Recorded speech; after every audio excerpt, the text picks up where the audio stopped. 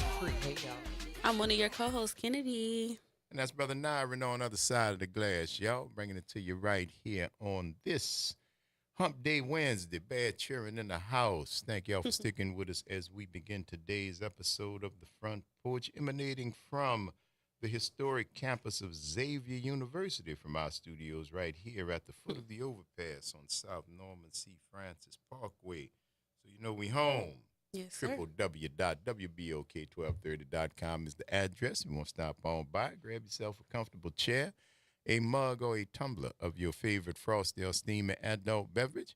Mind your manners. Holler at your people. Say good morning. Kick it with us for the next 3 hours as we continue to examine this world through a 504 focused scope. And, of course, the top-ranking way we love to hear from each and every one of y'all is the WBOK 1230 AM talk line. 504-582-9422 is the number. Holla at your people. Good morning, ladies. Good morning. Good morning. How y'all doing? Doing happy and tired. How Happy about you? tired. Happy and tired. Yeah. Yes. Did not make good choices last night. I'm at the age that you shouldn't eat certain things after a certain time, Oh, and Lord. I did not abide by that, and it wore me out. When I say whooped me last night, I did not rest well at Was all. spicy?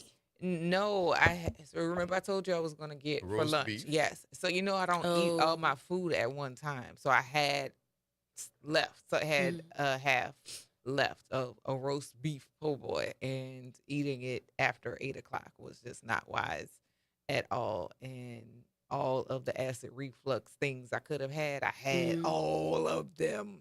All of them. So That's I- strange, but not earlier. No. Because you finished half of it and was Mhm. fine. Yeah. When you went to work, went to, teaching everything, you were fine. Yes. Until you got home. Yes. Well, at When least I you got know home when and you got ate home. it was like, no, it didn't bother me from the day because you're still active. Yeah. At night, your body is slowing down, so your digestion of eating something that late Yeah. Where'd you keep it when you weren't eating it? Where's that in the other half? refrigerator. It was in the Oh, fridge? okay. Okay, all right.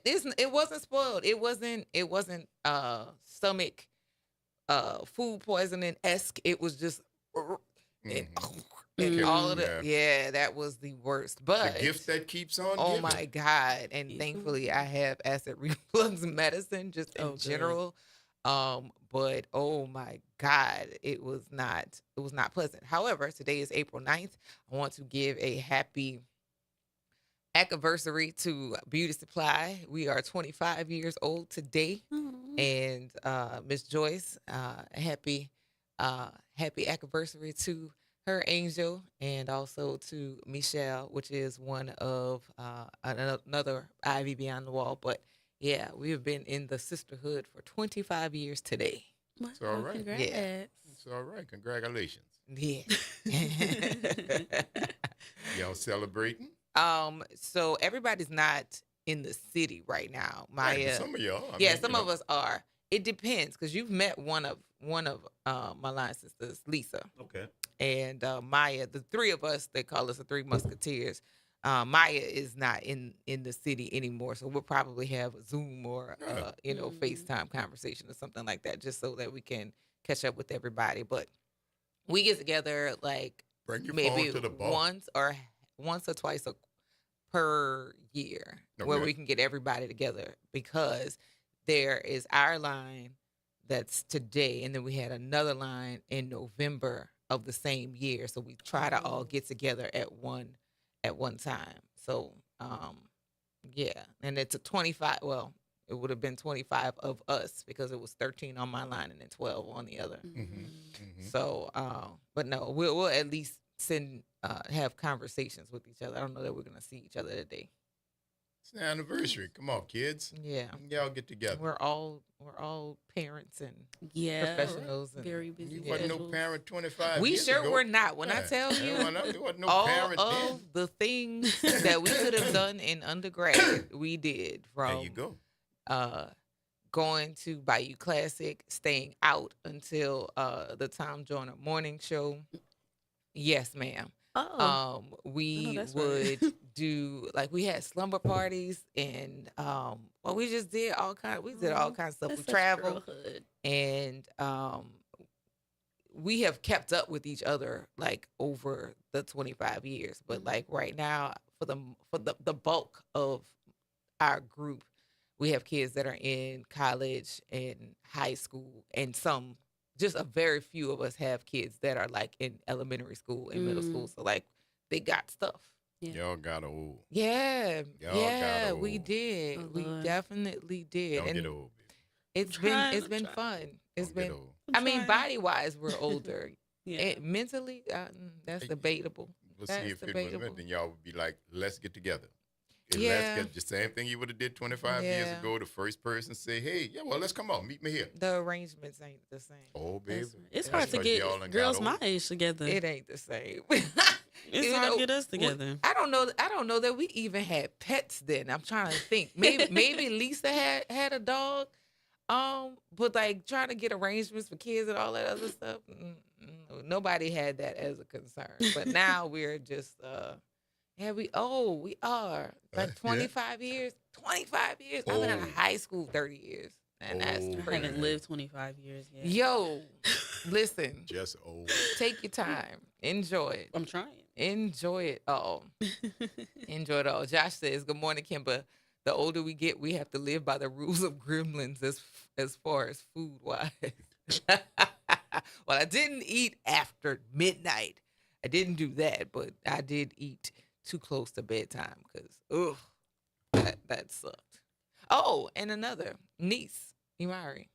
What? She Uh, got sick? No, she did not Oh. get sick, but celebration for her. We got the results of the NAACP AXO, and she placed bronze for her short story. Congrats. Yes. Go ahead, niece. So shout out to Great all of the job. winners for the NAACP AXO awards, and Great job. shout That's out to beautiful. y'all. Mm-hmm. Wonderful. Yes, I gotta get in contact. I miss NAACP here at Xavier.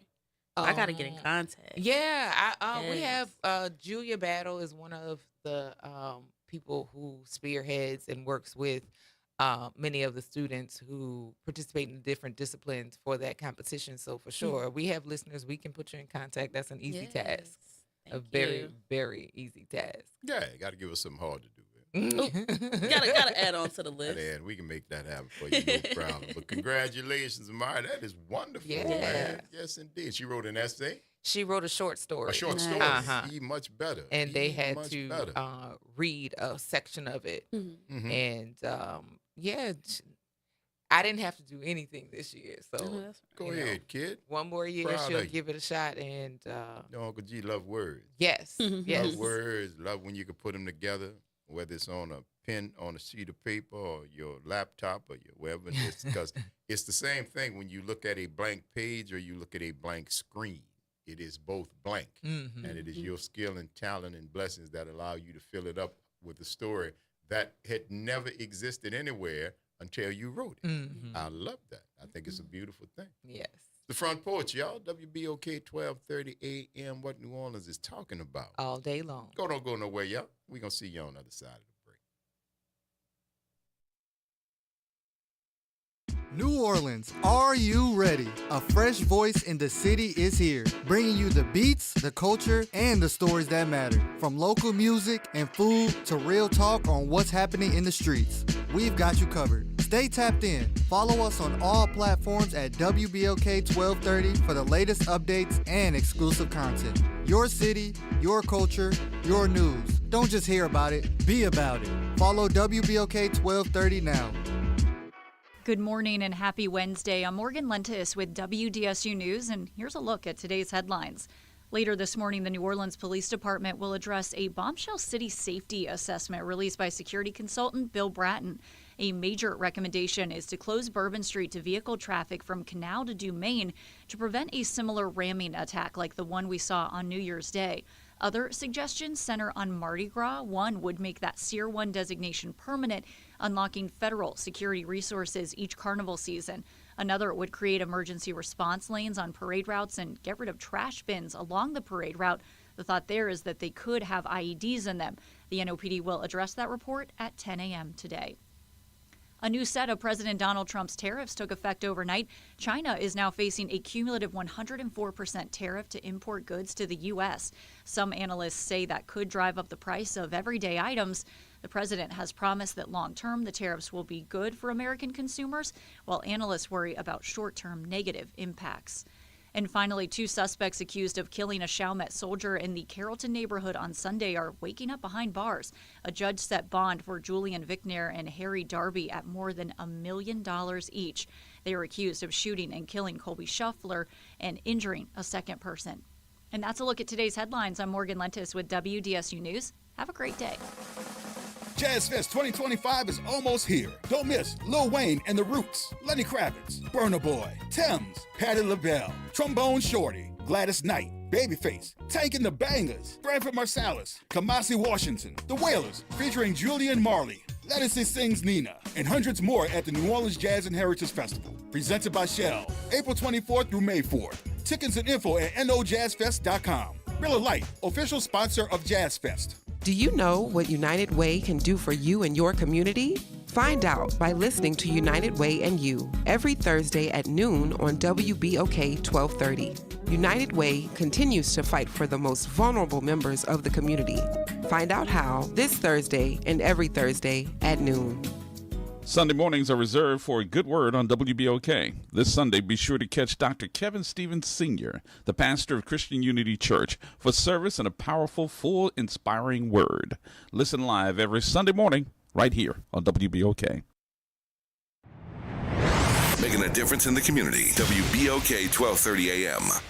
You're on the front porch with WBOK 1230 AM. Well, listen, you can't scare us with the threats of a good time, man. I'm telling you. So if you got something else you want to do, we would encourage you Trying to make a song right now? Yeah. Online? Go ahead then. Online? Do you think you gonna make one right now? Go for Hey, it. baby, listen, right here on the front porch. We love to see The it. musical collaboration is about to invent something. Stay tuned. Here it is.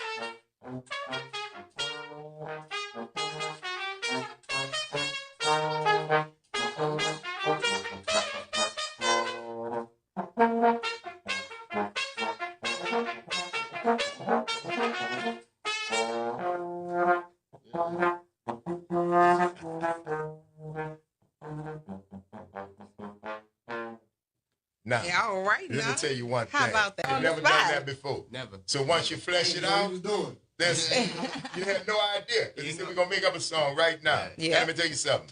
Hanging on the Front Porch. That's the name of that song, right? Hanging on the Front Porch. We're going to finish that. We're going to know. We're going to flesh it out, girl. I need y'all. I need to do it. Absolutely. Just do remember that we got the tape. We can play it.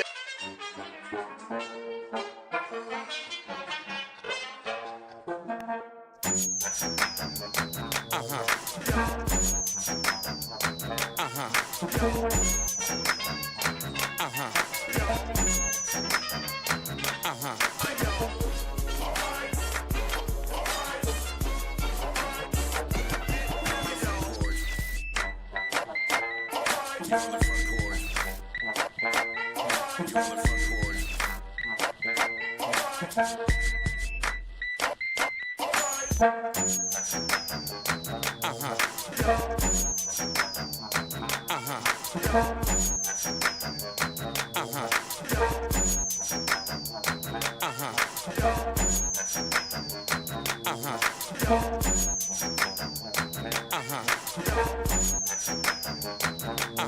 Welcome back, y'all. This is the Front Porch. 12:30 a.m. What New Orleans is talking about. All day long. I'm your host, Ray O'Brien, right? And I'm your host, Kimber White Dupree. Good morning. And that's Brother Nyron on the other side of the glass with what I believe is a bit of a fleshed out version of Sitting on the front porch. Sitting on the Front Porch, which was put together impromptu during an interview. Was that the Young Bloods? Or was it two members from the Young Bloods that were in? Yeah, no, young fellas. Young fellas. Shout out to the young fellas. Yeah. Shouts out to the Young Fellas Brass Band. They were in here. And of course, they had their axes with them. And you heard the result. You heard the result. Impromptu on the porch, just put together. Very nice. And then, of course, that labyrinth of a mind that is inside Nyron Sanders' head. You don't know where you're going to wind up in there. And you see the fleshing out of Sitting on the Front Porch. Stay tuned, y'all. Stay tuned. Yeah, it might get fleshed out a little more. You never know. You never know. You've been in the lab. Oh, y'all cooking. I ain't gonna lie. was cooking. Cause I thought I see cause we was looking for a new. Shout out, you know what? Shout out Jazz. Yeah, shout out but, to you know, Jazz, after, man. like, When he first did it, man, we was shouting out to Jazz, the band cut. Right. So I give Jazz a lot of credit for actually creating the Front Porch. You know him and greatly. Thank you. And our previous intro was from the Jazz Man, which was great. Yes. Awesome. You know, but Yes. you know, time goes on, it's time to move That's on. right. People, you know, want to take their music with them. So it was up to me. I had to find something. I thought about what would be, you know, a good representative of the Front Porch. Why not something from the Front Porch? I just remember like that was just on the spot. And then you named it, and I was like, all right, let me see what I can do with it. So how can I put New Orleans and the Front Porch, which is I like it, me. Well, Magnolia clap with it a little bit. Which is classic. Mhm. Know Your Clap is classic. Yes. And we like to think that we too are classic. Mm-hmm. And those two things go together very well, sir. So congratulations, Doctor. Yeah, man, that's pretty sweet, man. It worked. But yeah. That's pretty sweet. I like that, man. See, that's what happens when you put creatives in the room. You know, they create.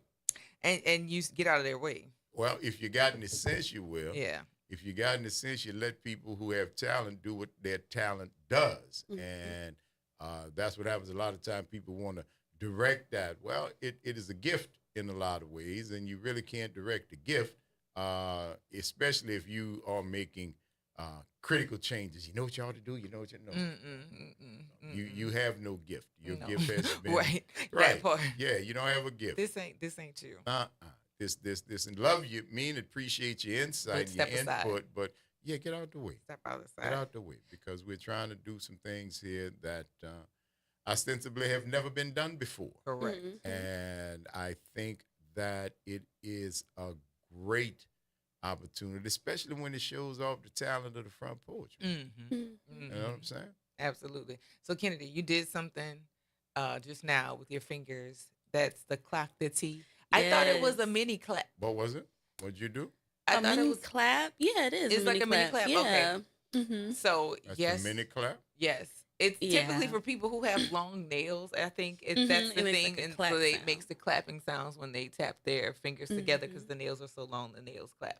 At any rate, don't trouble yourself. But don't trouble yourself. I about it. recognized the gesture, but I didn't know it was the mini clap because I recognized the gesture from I crush your head. I crush your head. That's the way you know. You look through somebody's like crush your head. I crush like your head. that. You know that's what we do. I crush your head. I crush your head. And yeah, that's what you do with somebody sitting across, they made you mad. I crush your head. And that's what that was growing up. So yeah, I crush your head. So. But yesterday, I did that for the kids. I really had. I was hyped after I left work. After I left the school yesterday because we're working on multiplying fractions, but they also have to model the fractions. See, we talked about math. I had my active mind going into it because nobody was gonna walk away from the lesson not understanding what we were talking about. Y'all had me. I got to teach. Yeah. I was like in my bag yesterday. So I got there And after I had delivered a scary warning, because I have some jokes, they're 10, 11 years old. So it was like, today, we here to do the thing. You know. And when we started, I don't just teach procedure. I teach concept.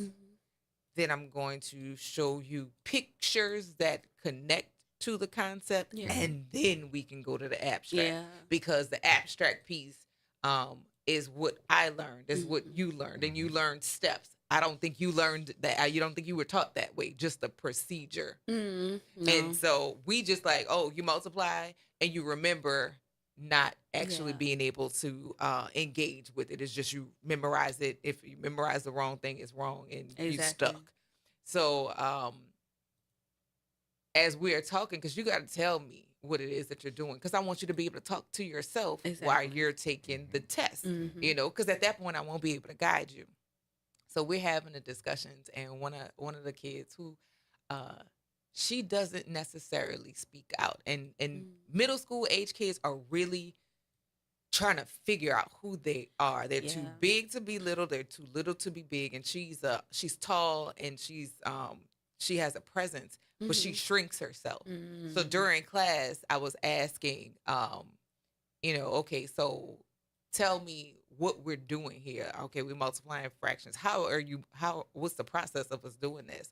And so she walked us through the process of multiplying the fractions, and what's the difference between presenting on a number line and presenting it in an area model. Oh, nice. And so, she took it all the way through, and I was like, yes. I gave her this. And the rest of the kids were like, oh my God. First of all, how do you know that? But secondly, why you didn't do that for me? So now it's like everybody's engaged. And, you know, if you gave me something that was just like, you know, rhetorical, you just give me something back. You know, what Miss Do? No, impress me. Exactly. Impress me. And but shout out to Bration. She did her thing on that, and I was proud of her, because typically she's a tall girl.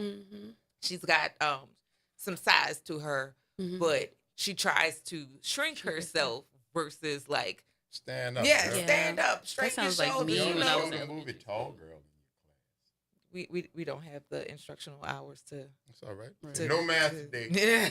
We watching Tall Girl. We're watching Tall Girl. Watch Tall Girl. I just recommend that she go watch Tall Girl at home. Especially her. Yeah. Especially her. But it's a great movie. I was definitely just like, yes, all right, little mama, okay, all right. And they for the rest of the class, they rolled. And for that day, out of 48 kids, 44 scored an 88 to 100. Nice. So that, you know, like I said, that was enough. I was amped, and then I went home and ate. And then your stomach started roast beef sandwich. That is the yin and the yang, baby. That is the yin and the healthy yang. balance. The good Lord give it. Oh, good Lord. Take it away. Oh, man. my God. Amen. Oh, my God. That's right. Amen. Yes, indeed. So, yeah, man. shout out to the That's fifth great. graders. Shout out to the kids, man. Keep doing good and keep getting better. And that's a beautiful thing, man. I really do like hearing those stories because I know the light bulb moments.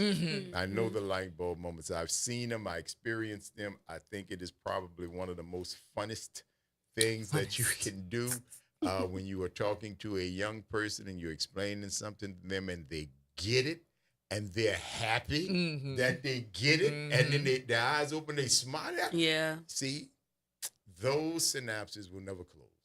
You just put something new together, up there and there you go. Now, that'll never go anywhere. I love that. I love that. I need another one of those moments. I haven't had one of those. I know. It sucks getting older because nobody claps. I'm like, yeah. Nobody claps. Nobody claps. The funniest thing is I used to, I think I had this conversation with one of my classmates, and it was like, nobody gets excited when I have new shoes anymore. You know, when you're a little kid, you put your new shoes. Look at my new shoes. Exactly. And you go running around in new shoes. Like, where are the new shoes moments? Like, oh, look, you got some new shoes. Yay. Like, Speaking somebody of which, clap. That is something that you want to tell your little kids about. They interviewed child predators and molesters, and one of the things that they get kids' confidence from is complimenting their shoes. It's Never complimenting mind. their shoes. Just what you just said. Just what you do. And then maybe when you start about little kids, that's your shoe. And you, but train your children, stranger danger, all that good stuff. But that just reminded me that is one of the techniques that these freaks use to try and get close to children. They talk about just what you talked about. That's How but pretty that's your what shoes abusers do. That love bombing in the beginning. That Get you over comfortable. right, yeah. Because if you're telling me these nice things, you must be a nice person, or that means you must really like me.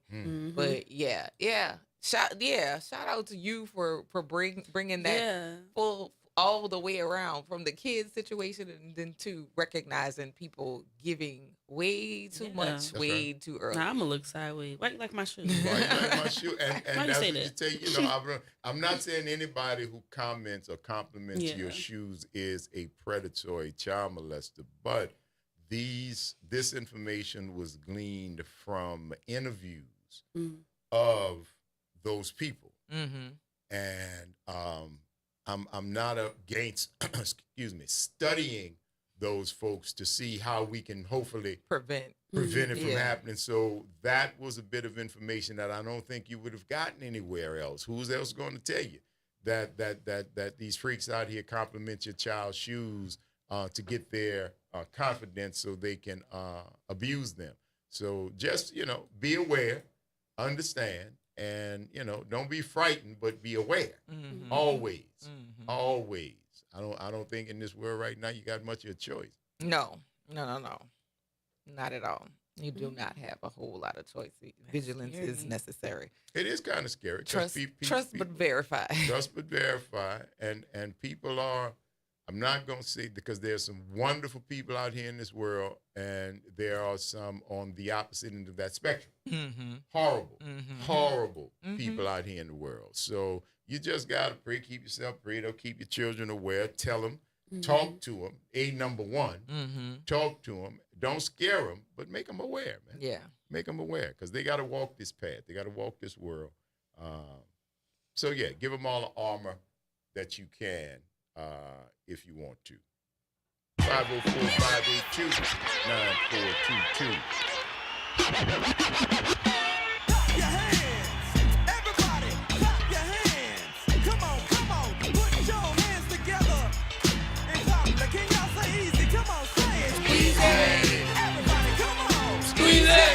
Who's y'all come to see? Squeeze it. A little louder, come on. Squeeze it. Get those hands in the air. We want squeeze is what the people say. They want squeeze to eat. Can we give squeeze to eat to her? Yes, you can. There you go. What's up, I added him. Squeezy E? I added him to my collection too, Bootsy Collins. Oh yeah, that's a good collection, boy. I'm hooked. Yeah, All I added you him to my chocolate collection. stuff. I got the munchies of, for your love. Boom, That's boom, my boom. song. You like that song, girl? You got good Yeah, the taste. munchies. That's Bootsy Collins. Munchies for your love. That's right. Yes, indeed. What's going on this morning, cousin? Oh, just hollering. For sure. I'm standing in the door hollering at you. Oh, you're dope popping, Well, huh? I'm sitting in the door hollering at you. You're dope popping, huh? No, I don't call it dope popping. I call it dope door popping. popping. You standing in the door on the phone, looking out what's going on in your neighborhood. You recognize that car across the street, or somebody got company? I don't know what's going on. I'm just sitting in the door, waiting on a delivery. Oh. What kind of delivery? FedEx, UPS, your boy? FedEx. Oh, all right. I thought it might be your boy. My ears perked up. Like, wait, huh? You know, Mary Jane was calling me last night too. Did you leave the phone kept ringing? Yeah, I let the phone ring. There you go. I'm proud of you, boy. Good job. I'm proud of you. What I'm gonna do is talk to the doctor tomorrow. Okay. Because it is a medical marijuana. Yeah. So, but that's the only thing I was saying, bro. I know, but I don't want you to take a chance and prolong the surgery if there's. I know it's medical, but I want you to talk to your doctor for the simple fact that if continuing with Mary at the end of the summer when they go do the surgery may put you back further, then talk to the doctor to find out if it's okay. If it's okay. I just don't want you to get another setback. You already had one setback right now. Yeah, I know. And I don't want you to have another one. No more delays if we can avoid them. That's why I'm being smart about it and going to ask him, because they're not giving me anything for pain, and it is used for pain. Okay, so, it is. Most certainly it is. So I need to ask him about it. And when I get with the surgeon in May, I can ask him about it too, because it's not like the street stuff out here. Well, it's not much different. I can tell you that. It's grown and it's tested, but it's still the same weed, cousin. They haven't gotten a new genus. It is still sativa, hybrids, and indicas. That's what you're going to get from cannabis. Some of them tested and grow it indoors. Some of them tested and grow it outdoors. Some of them just sell you weed if it's on the street. But be careful.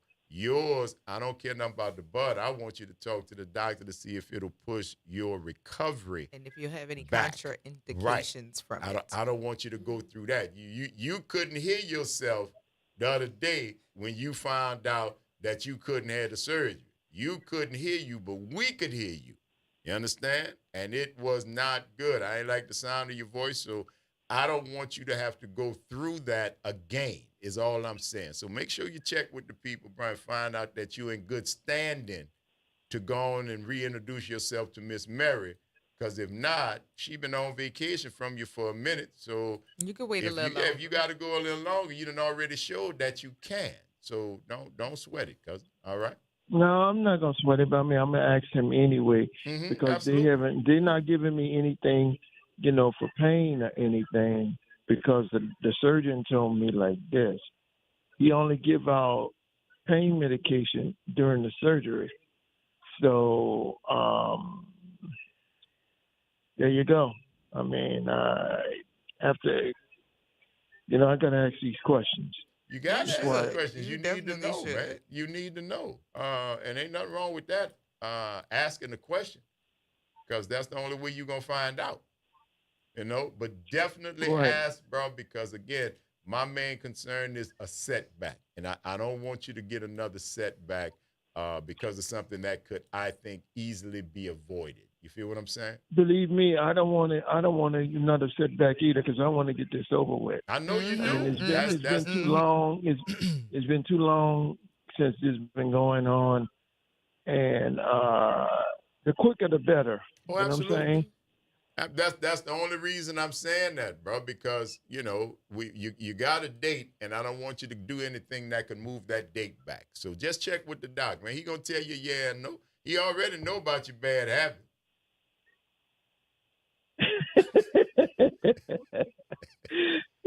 He already know. I know he know. So just, check with him, be honest with him, let him know, and see what he say, man. See what he say. Because he may say yeah. He may say it's okay. But you want to hear that from the doctor, not from the DA. Yeah. Right. All right. I mean, everything is being put on hold right now. I mean, for right now, everything's being put on hold with that. So, how y'all doing? Doing good, all right this doing morning. good. It's a lovely morning, man. Mm-hmm. It's a lovely morning. Yeah, I mean, I got the door open. I'm alive. I'm on this side of the dirt. What more can I ask for? Mary Jane. Get off the phone, man. We got to take this break. It's good to hear from you. We'll talk at you tomorrow, all right? All right. All right. All right. Talk to you later. It's the Front Porch, y'all. WBOK 1230 a.m. What New Orleans is talking about. All day long. Don't go nowhere, y'all. Bad Churn Wednesday. Stick and stay. We'll see you on the other side of the break.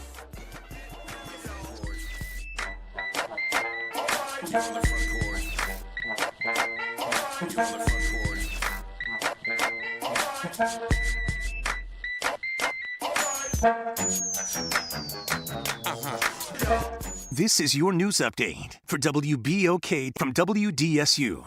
For all your news and weather, watch WDSU News, New Orleans' leader in live, local, late-breaking news. Today at noon and 4 p.m. Dry and warm conditions begin today. Looking at mostly sunny skies with afternoon highs in the low 70s. Low humidity, so it's feeling comfortable. Also expect another chilly night with lows back in the 40s and the 50s for you. Then 70s and 80s for the highs for the rest of the week. Also rain chances staying low. The other nice part, humidity staying low too. From the WDSU First Warning Weather Center, I'm Raven Richard.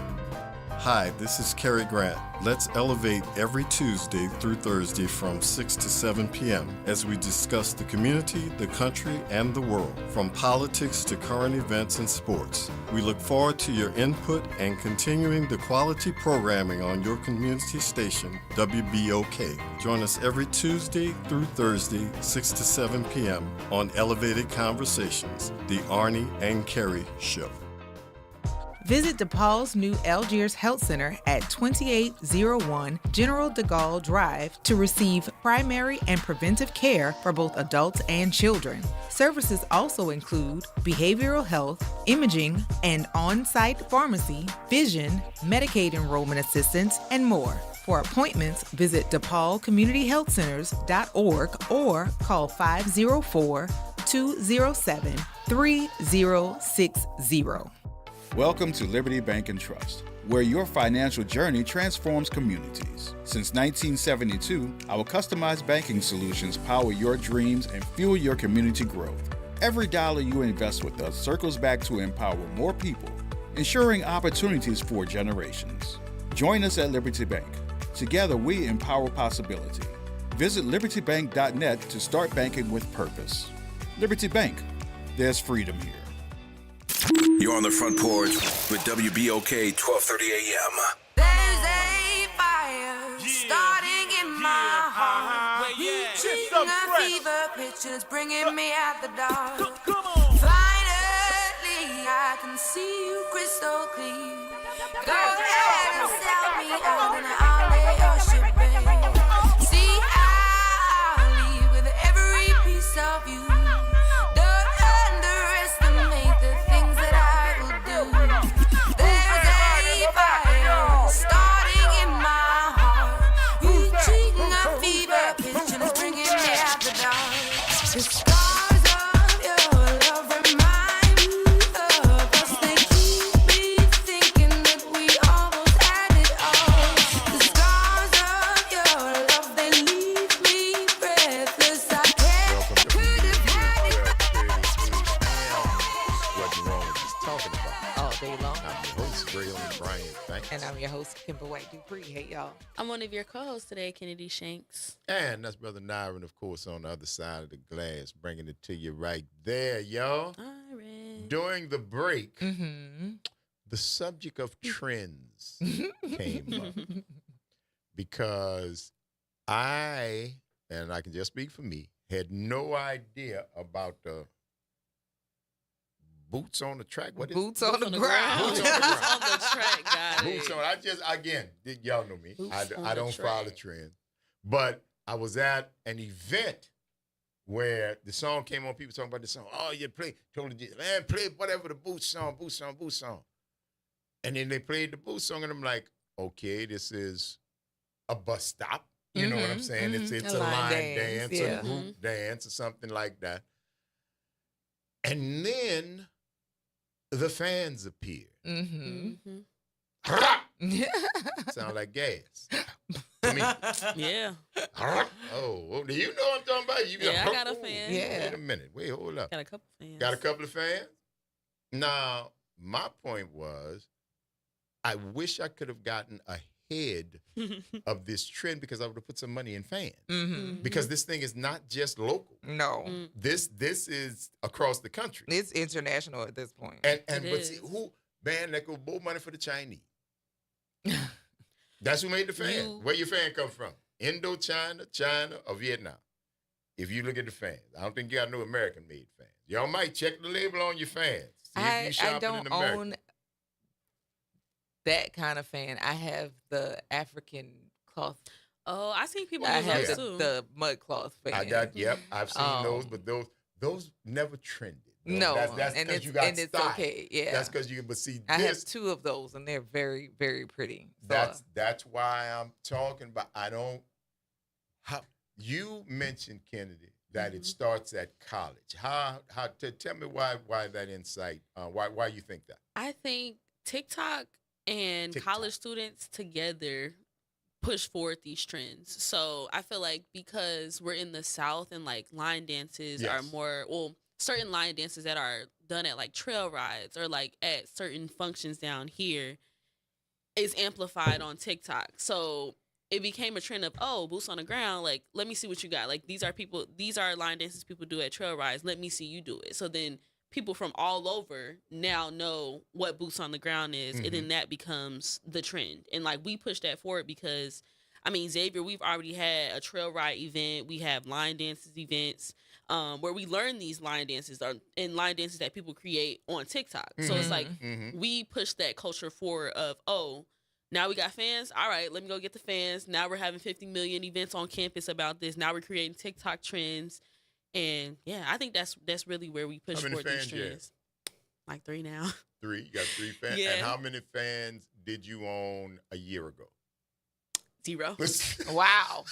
Yeah, and you know what's funny too is Xavier passed out fans during NSO week, freshman orientation week, which is fall of last year, so August of last year. So I got my first fan around August of last year. Now, is this a church fan or is this the song fan? No, this is the flip out with the and it's a big one too. Yes, it says indeed. New Student Orientation on it, Xavier on it. Yeah, so All they right. were Xavier, ahead of the where game. y'all got them fans from? That's Did interesting. they come from China?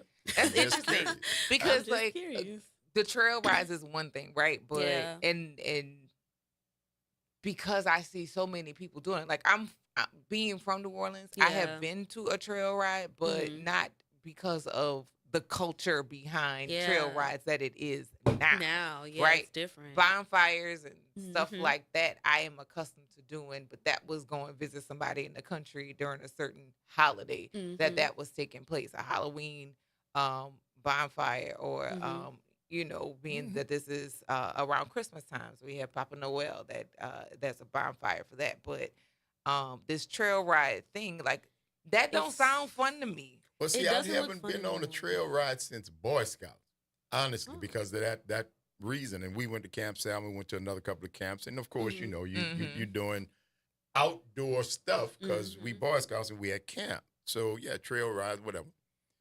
I didn't know the trend had come back because I hear people talking about let's go on a trail ride. They got a trail ride up in the country. We go on the trail ride, $40, $50, $100. Yeah, the culture of it seems a lot different. Like a lot of people are talking about it's way different, and there are a lot of people that are, because they're riding the trend of like trail rides and line dances. It's like they're coming out there with outfits that's like, first of all, we don't even wear that type of stuff. You're sitting in hay on a platform above wheels. That does not sound. And again, I've been on trail. Go ahead. I've been on trail rides before. I've been on these kind of events, and nothing about that looks fun to me. Like this wouldn't be something I would get dressed up for. And Mark asked, are people wearing boots now because of the song? Absolutely not. If you don't recall the phenomenon that Renaissance was, people were wearing boots, cowboy boots then. But in certain areas or certain parts of the country, cowboy boots are a thing. If they you never went out. They've been around for a long time. Now you saw an increase of people getting the silver and the pinks and all of these different color cowboy boots, but cowboy boots have been around. What is the name? Cavenders or Cat? I think that's the name of the boot shop. Cavenders has been around for a long time, but now you see more people wearing them. But on the heels of Renaissance, on the precipice of the Cowboy Carter tour, and then boots on the ground. So all of those things have converged together. Absolutely. Wow. That is, I mean, I just, I love to watch the trends, just like when people was breaking their neck, falling off the crates and setting their chests on fire and eating a teaspoonful of cinnamon. Yeah, but see, they're all trends. See, that's what's the common denominator is that for whatever reason they catch fire. Yeah. For whatever reason, that's the phenomenon to me. What would make somebody who watched somebody almost choke to death eating a teaspoonful of cinnamon decide now. Oh, that looks like fun. Let me do it. Let me eat that. I mean, I was a child. I did it. Really? I mean, I was like 10, 11, 12. Like when that came out. So like that was well, like you're okay, a kid. let's. See, well, exactly. You at 10 years old, you get a certain allotment of dumb stuff to do. As a kid, most of the videos that I saw were grown age people. These were not kids, because I think that would have probably got somebody a cruelty charge. Yeah. If you would have given a 10-year-old and well, let's watch him, you probably would have had DCFS coming on and knocking at your door. But the grown people who were doing it, it's just like, but we doing it because of the trend, not because you didn't even know about eating cinnamon or walking up stacks or setting your chest on fire until you saw this, and that's that whole fascination to me. And I think it's between social media and the phone. We just follow the Pied Piper. Whatever it is, there's going to be a significant percentage of the population going to try it. The set your chest on fire. The cinnamon People thing. were really burning themselves. The cinnamon thing. If you were a nosy kid in your kitchen, you tried to taste cinnamon because it smells delicious. Mm-hmm. So if you tasted the cinnamon that you smelled, that in and of itself would say, it's not bad. No, it's not delicious. It tastes like eating Ground. a stick. Yeah, like But to take a spoonful, I guess y'all at your age, you would not have seen the story about the Wizard of Oz and the Tin Man, who he inhaled the metal from the makeup and it coated his lungs. Like he had the black lungs if it was silver. Yeah.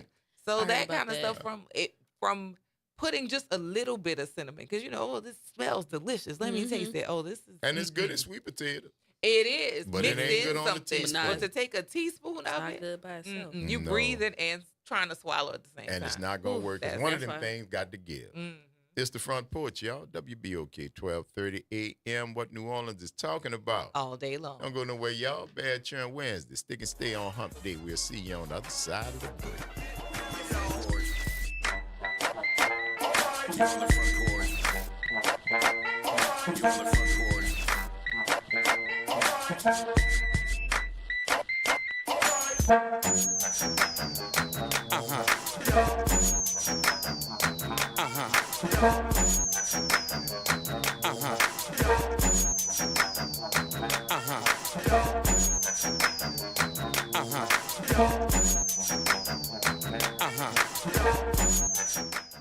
From the campus of Xavier University, WBOK Go and Equity Media Station. This news report is brought to you by New Schools for New Orleans. I'm Bree Wood with 4 things you should know with BIN News. The opening bell rings after stocks closed sharply lower on Tuesday after early gains on U.S. tariff talks. The Dow fell 320 points, S&P lost 79, and NASDAQ dropped 335 points by the closing bell. The Trump administration is revoking the legal status of nearly 1 million migrants who use the CPB One app under Biden, citing abuse of authority. Migrants are now instructed to self-deport via the CBP homepage. Meteorologists say a 1,000-year rain event caused severe flooding in Tennessee, Ohio, and Mississippi River basins, claiming 23 lives and causing up to $90 billion in losses. Major flood stages may persist for the next 2 weeks. And Baltimore Mayor Brandon Scott revealed AFRM 2025's lineup featuring Patti LaBelle, Saweetie, Juvenile, and more for the Juneteenth celebration on June 21st through the 22nd at Druid Hill Park. Get BIN News on demand 24/7 on the iHeartRadio app. New Schools for New Orleans is committed to celebrating the hardworking teachers of New Orleans Public Schools. Join us at the 4th annual NOLA Teacher Fest, sponsored by the All-State Sugar Bowl New Orleans teacher community. The NOLA Teacher Fest is happening Friday, May 2nd at Champion Square from 4 to 7 p.m. The fest is open to teachers, paraprofessionals, deans, coaches, counselors, and other school support staff. Visit our website to learn more and RSVP, www.newschoolsforneworleans.org. You're on the Front Porch with WBOK 1230 AM. There's a fire starting in my heart, reaching a fever pitch and it's bringing me out the dark. Finally, I can see you crystal clear. Go ahead. out and I'll lay your shit bare. See, I'll leave with every piece of you. Don't underestimate the things that I will do. There's a fire starting in my heart, reaching a fever pitch and it's bringing me out the dark. The scars of your love Back, y'all. It's the Front Porch, WBOK 1230 AM. What New Orleans is talking about. All day long. I'm your host, Graylin Bryant Banks. And I'm your host, Kimber White Dupree. Hey, y'all. I'm a co-host, Kennedy Shanks. And that's Brother Nyron on the other side of the glass, bringing it to you right here on this Bad Cheering Wednesday, Hump Day. Thank y'all for sticking with us as we roll into this second hour of today's broadcast, continuing from the idyllic campus of Xavier University from our studios here at the foot of the overpass on South Norman C. Francis Parkway. www.wbok1230.com is the address, or shout at your people. 504-582-9422 is the number. Let us know what's going on with you. Love to hear from you. Mm-hmm. Absolutely. But that's what we were talking about before we left. We were talking about trends and how they start and the whole trail rides. Mark just said there have been several shootings at trail rides, and the folks who do trail rides are blaming it on the urban people who are now following what? The trends. Mm-hmm. They're following the trend, and they say, let's go on the trail. And I think a lot of city people, man, y'all better get some more information on what the trail ride actually consists of. Because I think a lot of people go with a differing expectation of what they actually offer. So just, reading is fundamental. Questions are necessary. Ask the people, hey, man, what exactly happened on the trail ride? If I get there at 9 o'clock, tell me what's happening. We get at 9, we got a little food, we sit around, blah, blah, blah, gets a little something to eat, gets a little something to drink, and the wagon come, and the ATVs come, and everybody pile on, and about an hour and a half later, we ride the trail up to such and such, and they got a big picnic lunch. You go out there, you eat your drink, blah, blah, blah, and then you get back on the wagon and the ATV, and then you just drive back. You're going to need the ATM because these things cost money. You drive back, and then you get back, and that's the trail ride. And city people be like, well, when y'all going to get turned? What are cookies in? Yeah, when y'all going to get turned, man? Where the party at? What's happening with this? And that's not what it is. No. It's just not. And it's nice. A trail ride is nice, but you need to figure out what it is that you are volunteering or asking or paying your good money to go to before you get there, cuz. Yeah. Before you get there. They can have that. Yeah, because they see them people get out there, oh, man, this some bull, man. They're like, because it's bull because it is what they always do. Have been. Always have been doing. There's nothing new. You just didn't know, cousin. You're new to this. You knew to it, and you didn't know what it was, and you came out here with one expectation, and these folks don't. They don't like, do we that. don't do that here. Yeah, they don't do that, We cuz. don't do that here. No, I am, again, I have family that lives in the country. I have been on trail rides as a child, started declining them as a teenager, am not interested as an adult. So, like, when people are excited to do things outside on things that I have been, it's like, well, yeah, you go enjoy it. You don't want to come? No, I don't want to go. That does not sound or look like fun at all. And it's outside. It's slow. It's at somebody else's control. Because, like, okay, I'm ready to leave. Well, if we have ridden on something for an hour. Yeah. How are you going to leave? It's like the commitment is akin to a cruise, which is why I don't like cruises. I've never been on one because people say, you don't like cruising, you ain't never been on one. I've been on two. I don't know. I like getting hit in the head with a hammer. Oh, boy. But I ain't never been hit in the head with a hammer, but I'm pretty sure I wouldn't like it. So I can just glean from the facts at hand that I would not be a good cruising person because I might want to get off the boat. And that's all I want. I don't want to cause no trouble. I'm not trying to talk to nobody about nothing. I have had enough, and I'd like to get off the boat. Well, you can't get off the boat, boss. Well, you know what? I'm not getting on. Like a little boy on Karate Kid. I want to go home. Literally. I want to go home.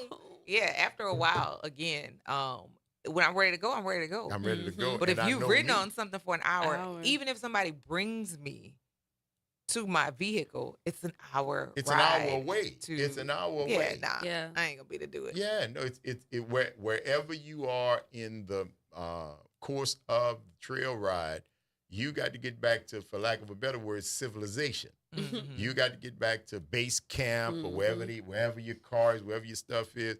And of course, everybody else, they are used to it. They don't want to leave. Right.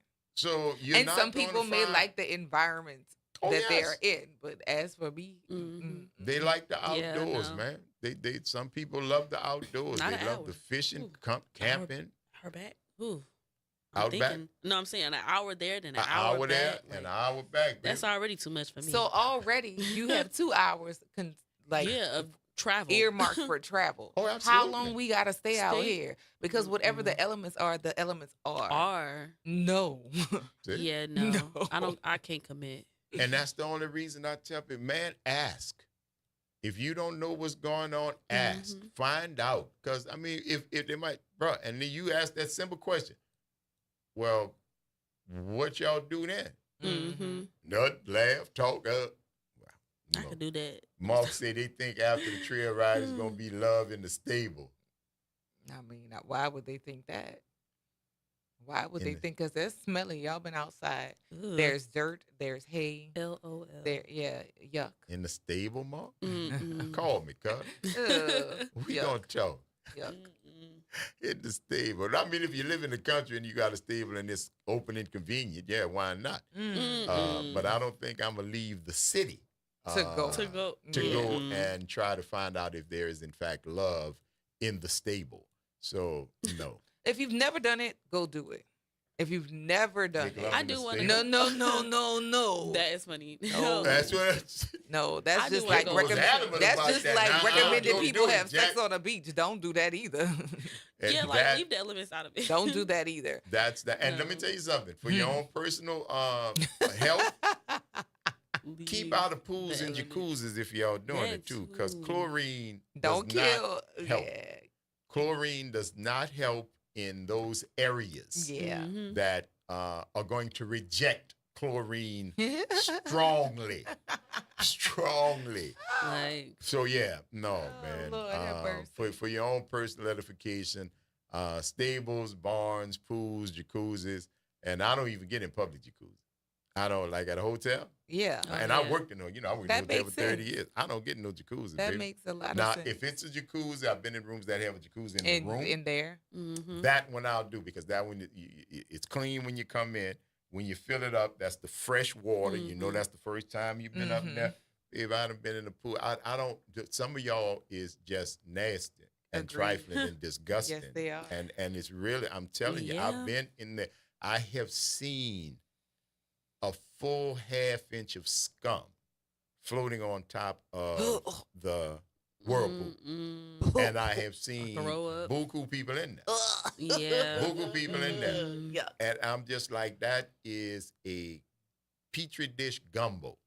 Y'all are cooking all that nasty. It's getting hot, 98 degrees, it's bubbling, and all y'all up in there splashing around like you having a time of your life. Yuck. No. Yuck. No. Yeah. Wait a minute, Mark, that's a song? Yeah, Love in the Stable? You never heard of Are you kidding You've me? never Are heard? you serious? You want to ask me again? Oh, Lord, have mercy. Love in the Stable. I want to make love in stables. Yes, it's a line dance too. Yeah. Yeah, y'all got too many line It's a They need a line dance Zydeco. to It's a everything. Zydeco-esque kind of. Y'all are just, listen, chess, stamp collecting, maybe You're kite funny. flying. There are other hobbies. You don't have to continue. Love in the Stable? Yeah. Yeah, I'm that's still the learning that song. one. That's not hard. It's not. Do you No, know I have the a whole Tamia? list. Yeah, I have Tamia. I know. If you have the Tamia. Tamia line dance, that one's very easy. Okay. So Mary, see a line dance for people that don't know how to zydeco. Agreed. Now I know how to two-step. You play zydeco. I'd Mm-hmm. have been. Listen, now you put it up a bullshit and them boys rocking dupes and I done been in Lafayette, Karen Crow, them the hole in the walls where they playing some funky hot Zydeco music. Okay. With the spoons and all, huh? Baby, And they the got washboard. the washboard, the accordion, somebody on the piano, they got a bass, they got it's a whole band, right. but it's Zydeco. And let me tell you something, baby, you do that two-step and you be up in there sweating. That's what I like about Zydeco music. The matter of fact, if you go to Jazz Fest is coming up. I love jazz. The stage where there is the most dancing, bar none, and has been that way, the undisputed champ for years, is the Fado Do stage. Is the Fado Do, the Zydeco stage. Because everybody. I know what a Fado Do is. There you go. Yeah. Everybody is out there dancing. The only people not dancing, people way in the back. If you in the front, it's like the whole first 60 feet, 100 feet in front of the stage, that's a dance floor. People out there two-stepping, they doing their thing. It's infectious like that. So I know I can Zydeco, but I'm not a big fan. Once the bus stop left. They had another one. Call the police. Call the police. We ain't never going home. Remember that. Yeah, so it's on. Call the boss man. Call, we ain't never going home. Yeah, so it's. But that was a fast line dance. Mm-hmm. But you could also two-step on it. See, that's that. You could two-step on But that. Love in the Stable is a slower version. Same beat, same rhythm. Same. I don't. Yeah. No. The accordion is very prevalent in that. Oh, absolutely. Yeah. The accordion. You've never heard that song. Hey, man, please, listen, feel no obligation to introduce me to it. All right? I don't want any pressure on you at all, thinking that my life will be incomplete if I never hear I'd like to do you in the stable. Oh. Where the horse is at. And where they poop. And where there's hay and bugs. That's a no. And you want, I'm so in the mood. Yeah, right now. Man, Richard would pop off and walk home. Oh, Lord. He not even playing. I'm not doing that. No, y'all go do that. That Richard, no, he got to know, bro. I'm not going in there. Oh, Lord. Call the police. That's your dance cam. Yep, add a Zydeco's two-step in his own. That's it. You can do that. You can do it, but you got to be able to tell you something. You better be in shape. Well, that's the whole fun thing about line dances. You can lose weight if you do 5 a day. No, literally. 5 a day. That's your cardio. It is. And there's so many to choose from. Yeah. There's so many. There's a warm up. That's the original bus stop. That is what's the name of the song? Mr. Magic. Yeah, the original one. That's your warm up. Yes. That's your first one. Then if you add the electric slide, that picks up the pace. Yeah. If you add the bunny hop, that's another. I love the bunny. Yes, indeed. I mean, there's so many. If you're ready to add some complexity, the Tamia line dance. There's one. Now, Love on Top. There's a Love on Top one that I've gotten it 3 or 4 times in my lifetime, but I don't do it enough because enough people can't get it. Yeah. Because it's like geometry, paying attention to the directions that you need to go. But yeah, there are so many different Cupid Shuffle. What's that Diddy one? Finna Get Loose. Okay. That one people don't really get. I love that one though, but that one would be. Then any of your Call the Police. That's one. Make Love in the Stable. Yeah. Now I'm traumatized. And Josh said, when you're young, grill and surroundings isn't a problem. Trust me, brother. When you're old, surroundings isn't a problem. And it's still, but listen, let's not in the stable. In the stable, because I don't want to smell. If we are outside, I mean, if there's a stable, and if it's wet, and if there are horses, but add anything that lives in hay. And if there's a barn or a stable, right, that means you're probably outside. There are woods. Let's hit the woods. There's dirt. Let's hit the woods. Let's go take me a hand. Come on, let's walk. But you about dusty and Well, musty and crusty. Well, I hope you ain't musty because sweaty. we ain't going nowhere if you're musty because that's got nothing to do with the barn. Well, if That's I got, done- you can't if I be done been riding for an hour. Oh, well, no, you talking about after the trail ride. I wasn't. I was Outside just ain't talking the about, problem. if you just happen to be there. Oh, happen to be Yeah, outside. I said, come on, let me show you my barn. Come on, let me show you, okay, this nice barn, but Yuck. look at them Close woods the over barn there. My horse. doors, things. Yeah, no. Then you got to keep it Fast. shuffle. Yeah. I'm trying to think of what all of these different. It's so much. It's a lot. Some of them like doing a hokey pokey. Yeah, and that's what, see, and again, You shouldn't have said that because watch. Give it a week. I'm old and I don't like to be told what to do. So don't You're tell funny. me. Yeah, I don't like. See, bus stop. They never told you what to do. No. You just bus stop. If you knew how to bus stop, did it. Bum bum, Mr. Magic. Mhm. Everybody, 1,000 people on the floor. See, I Mhm. remember the best. They did the bus stop in the dome one year, and there was 70,000 people on the ground. It was beautiful. It really was. But they was doing the bus stop, Mhm. right? They were doing the bus stop. When you start 2-step 5 to the right, spin your leg, take your hat off, flap your fan, throw a boot at your cousin. Oh man, I'm not. No. That was funny. No, I'm not What doing all that. is that? Why would I do all that? Why? No. It's they really gotta I don't bring think stuff. boots on the ground has any directions. It does. Does it? In general. Get up out your seat. I don't think And it tells get your body moving. And get, yeah, but Whatever it don't you has do, any. It doesn't have any as long directions as you per hit that, se. Yeah, that fan but there's part. There's it the doesn't accoutrement. slide to the left. Oh yeah, slide to the right. There's no. See, that came out after. That came out after the bus stop. Mm-hmm. That came out after the Well, bus stop. well, the hustle was like a bus stop. The hustle was a dance, though. The hustle was a dance. That was actually Yeah. That was a you. There But was that's a like a bus 'cause that stop. was That's disco. a line dance. Hustle? Yeah. No, I thought you could do the hustle with two people. Oh, you talking about Saturday Night Live. I'm talking about when people was doing the hustle, you see him with two people.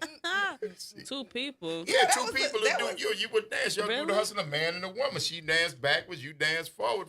It was all, the thing at one time. Ooh, that's a throwback. Yeah, it is. It is. Wait, But wasn't that like a line dance? I would imagine, but it wasn't called that. It was called a hustle. And I guess it could have been It had some construed as a turns line in there. dance. But our whole idea of line dancing is a relatively new phenomenon under that name because Okay. we didn't call the bus stop line dancing. Okay. It was a bus stop because line dance was actually something the white It people was country. did. It was country. Yeah. Oh. Cotton Eye Joe and The- all this kick The your leg boot and scoot. boot, scoot, Shuffle. badonk, Yeah. badonk, and all this kind of stuff. Oh, Boot, no. scoot, and boogie. Yeah, that was not our deal. Then we started doing it. We did the bus stop, man. I'm just, I know I'm old. You don't have to call and remind me. No. But and look, Samara said the hustle was actually a dance. No. You could dance, get your partner, y'all do the hustle because there was that's cute. contests. Hustle you had, you could spin and make it your own, customize it a little bit. And then there was one where everybody did the same thing, but they didn't tell you what to do. I wish my generation danced together.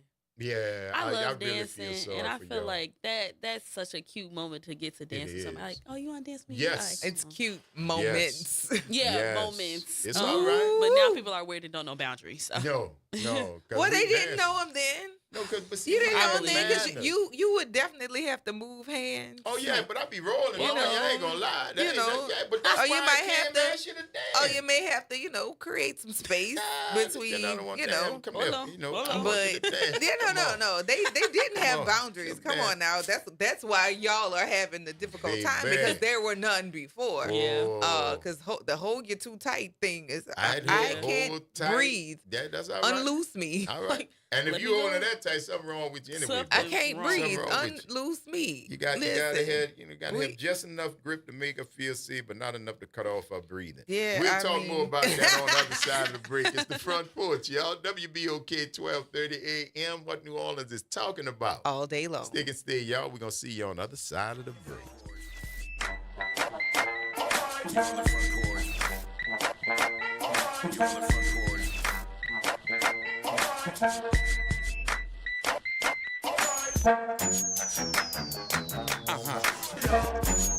Late nights are made for chillin', and you can do just that every Sunday night at 10 p.m. as DJ Wick brings you The Love Zone. It's the perfect way to top off your weekend with your favorite old and new school ballads. So sit back, relax, and let DJ Wick take you to the Love Zone on WBOK 12:30 a.m. and on the World Wide Web at WBOK1230.com. Good morning and happy Wednesday. I'm Morgan Lentis with WDSU News, and here's a look at today's headlines. Later this morning, the New Orleans Police Department will address a bombshell city safety assessment released by security consultant Bill Bratton. A major recommendation is to close Bourbon Street to vehicle traffic from Canal to Dumaine to prevent a similar ramming attack like the one we saw on New Year's Day. Other suggestions center on Mardi Gras. One would make that Tier 1 designation permanent, unlocking federal security resources each carnival season. Another would create emergency response lanes on parade routes and get rid of trash bins along the parade route. The thought there is that they could have IEDs in them. The NOPD will address that report at 10 a.m. today.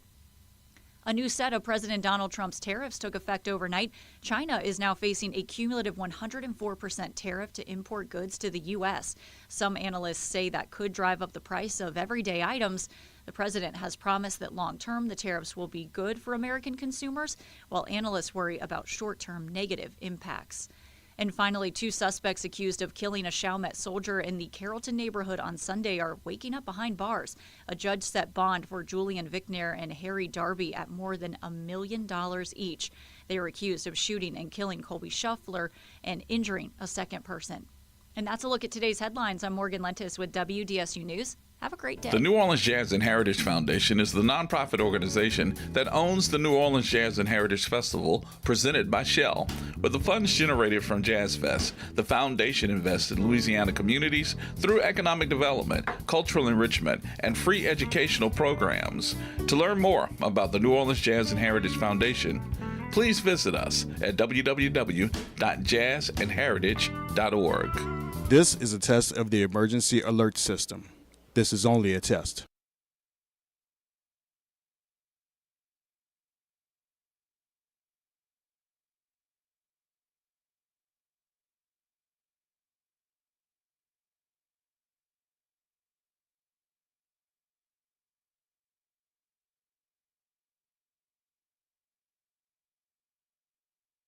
This is a test of the emergency alert system. This is only a test. This is Andronika Morris, host of Put Housing First. Join us every Tuesday at 12 o'clock, where we will discuss how housing affects every aspect of our lives and what's necessary, what's needed to guarantee housing for all. Join us every Tuesday at 12 o'clock as we dig down deep onto the issues that affect all of us. Making a difference in the community. WBOK 1230 AM. You're on the Front Porch with WBOK 1230 AM. There's a fire starting in my heart. Reaching a fever pitch and it's bringing me out the dark. Finally, I can see you crystal clear. Go ahead and sell me out and I'll lay your ship bare. See, I'll leave with every piece of you. Don't underestimate the things that I will do. There's a fire starting in my heart, reaching a fever pitch and it's bringing me out the dark. WBOK 1230 AM. What New Orleans is talking about all day long. I'm your host, Graylin Bryant Banks. And I'm your host, Kimber White Dupree. Hey, y'all. I'm your co-host, Kennedy Shanks. And that is Brother Nyron on the other side of the glass, bringing it to you right here on this Bad Churn Wednesday, Hump Day. Thank y'all for rolling with us as we continue our discussion. Just got a call from a good friend of the Front Porch and one of our comrades in arms here at Equity Media, Ro Brown, the great Ro Brown, called on the break and said, I just needed to tell you that over the past 3 days, his daughter, her friends, who he's known since they were Girl Scouts, and now they're all women of 30 plus, somebody got married in the wedding party all by the house, and when they were about to start dancing, One of them came up to Roe and said, Mr. Brown, you want a fan?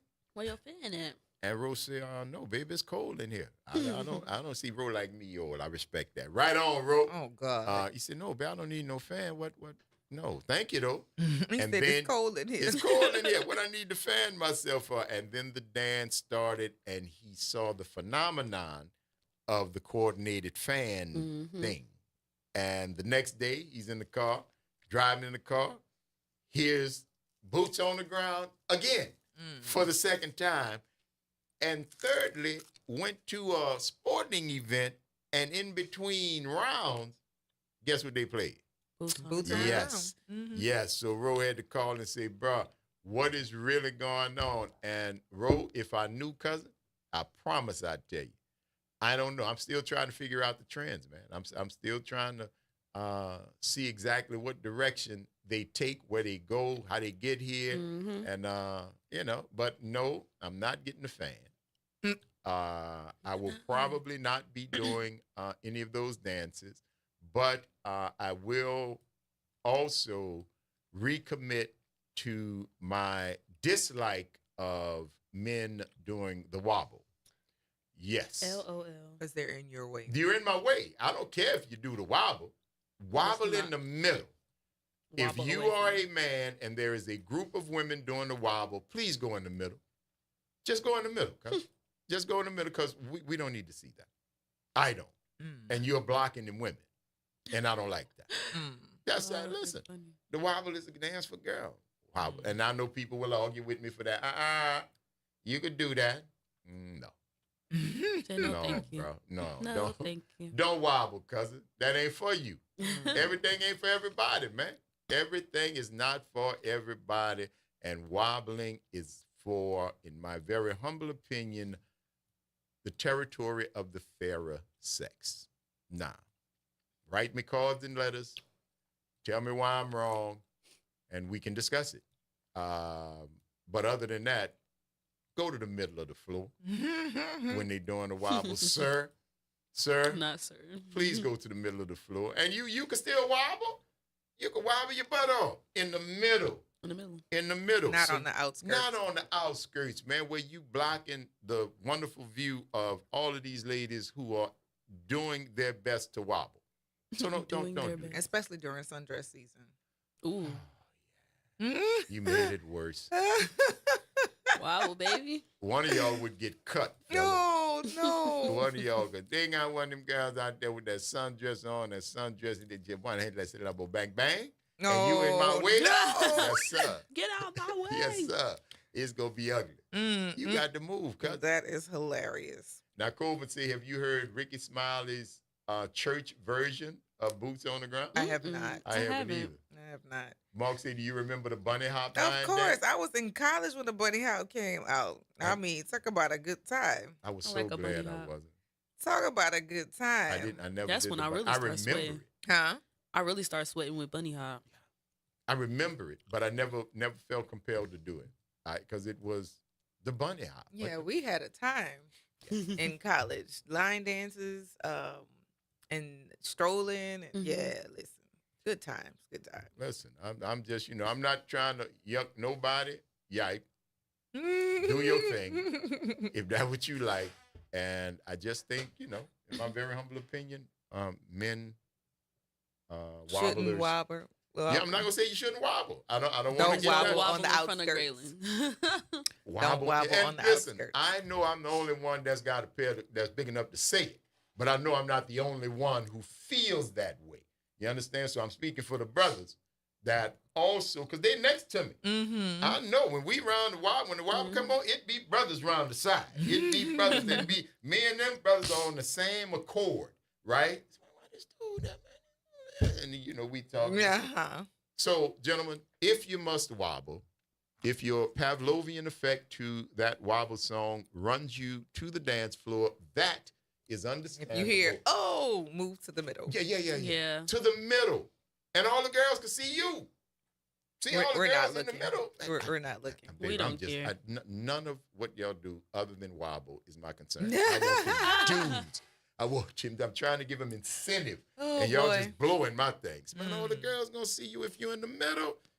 But a few of them going to see you if you're out here on the side in front of me. How they gonna see you right here? 504-582-9422. Good morning, Josh. What's happening?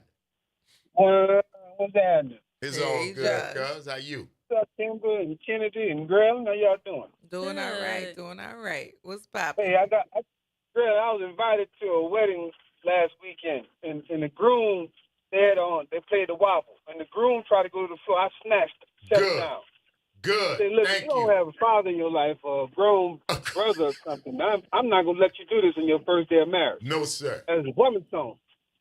You told him right. Thank you for He that, was already Josh. messing up with me anyway, grilling, because he had on a suit with a chain, looking like a No Limit radio CD cover.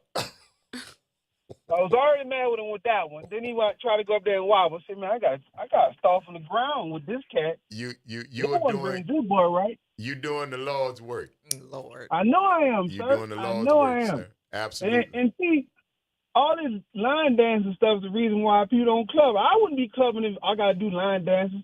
The only place don't put that type of pressure on you is Jamaican clubs. You don't have to do all them Jamaican clubs. Now, Kennedy, you need to cover your ears because you're too young for this. She's an adult. I don't care what you say, Kimber. She's not paying taxes yet. So, How you know? How you know? Oh my God. We go to Jamaica. We go to the Jamaican clubs, and you just go get your girl, and it's almost a relationship. The amount of dry hunching y'all do, about 7 songs. It's called winding, but you get a girl whine on your nose. Looking, girl, and I done told a few of them, hey, you might need to go get you a pregnancy test. There you go. I understand, brother. I'm trying to burn a hole through the pants. You hear me? Oh my Yes, God. sir, boss. Yes, sir. That's the best place to go. Love it. If you're Been there and done that, cousin. Been there and done Oh, that. you're But young, yes, and sir. if you're young people hearing this radio right now, get to a Jamaican club and then thank me later. There you go. There you go. And preferably Ask for permission one before in you Jamaica. start hunching on Oh, they're people. going to be hunching on you. Yeah. That, Ask for baby, permission. let me tell you something. See, Carolyn, you get it. See, this man understands life.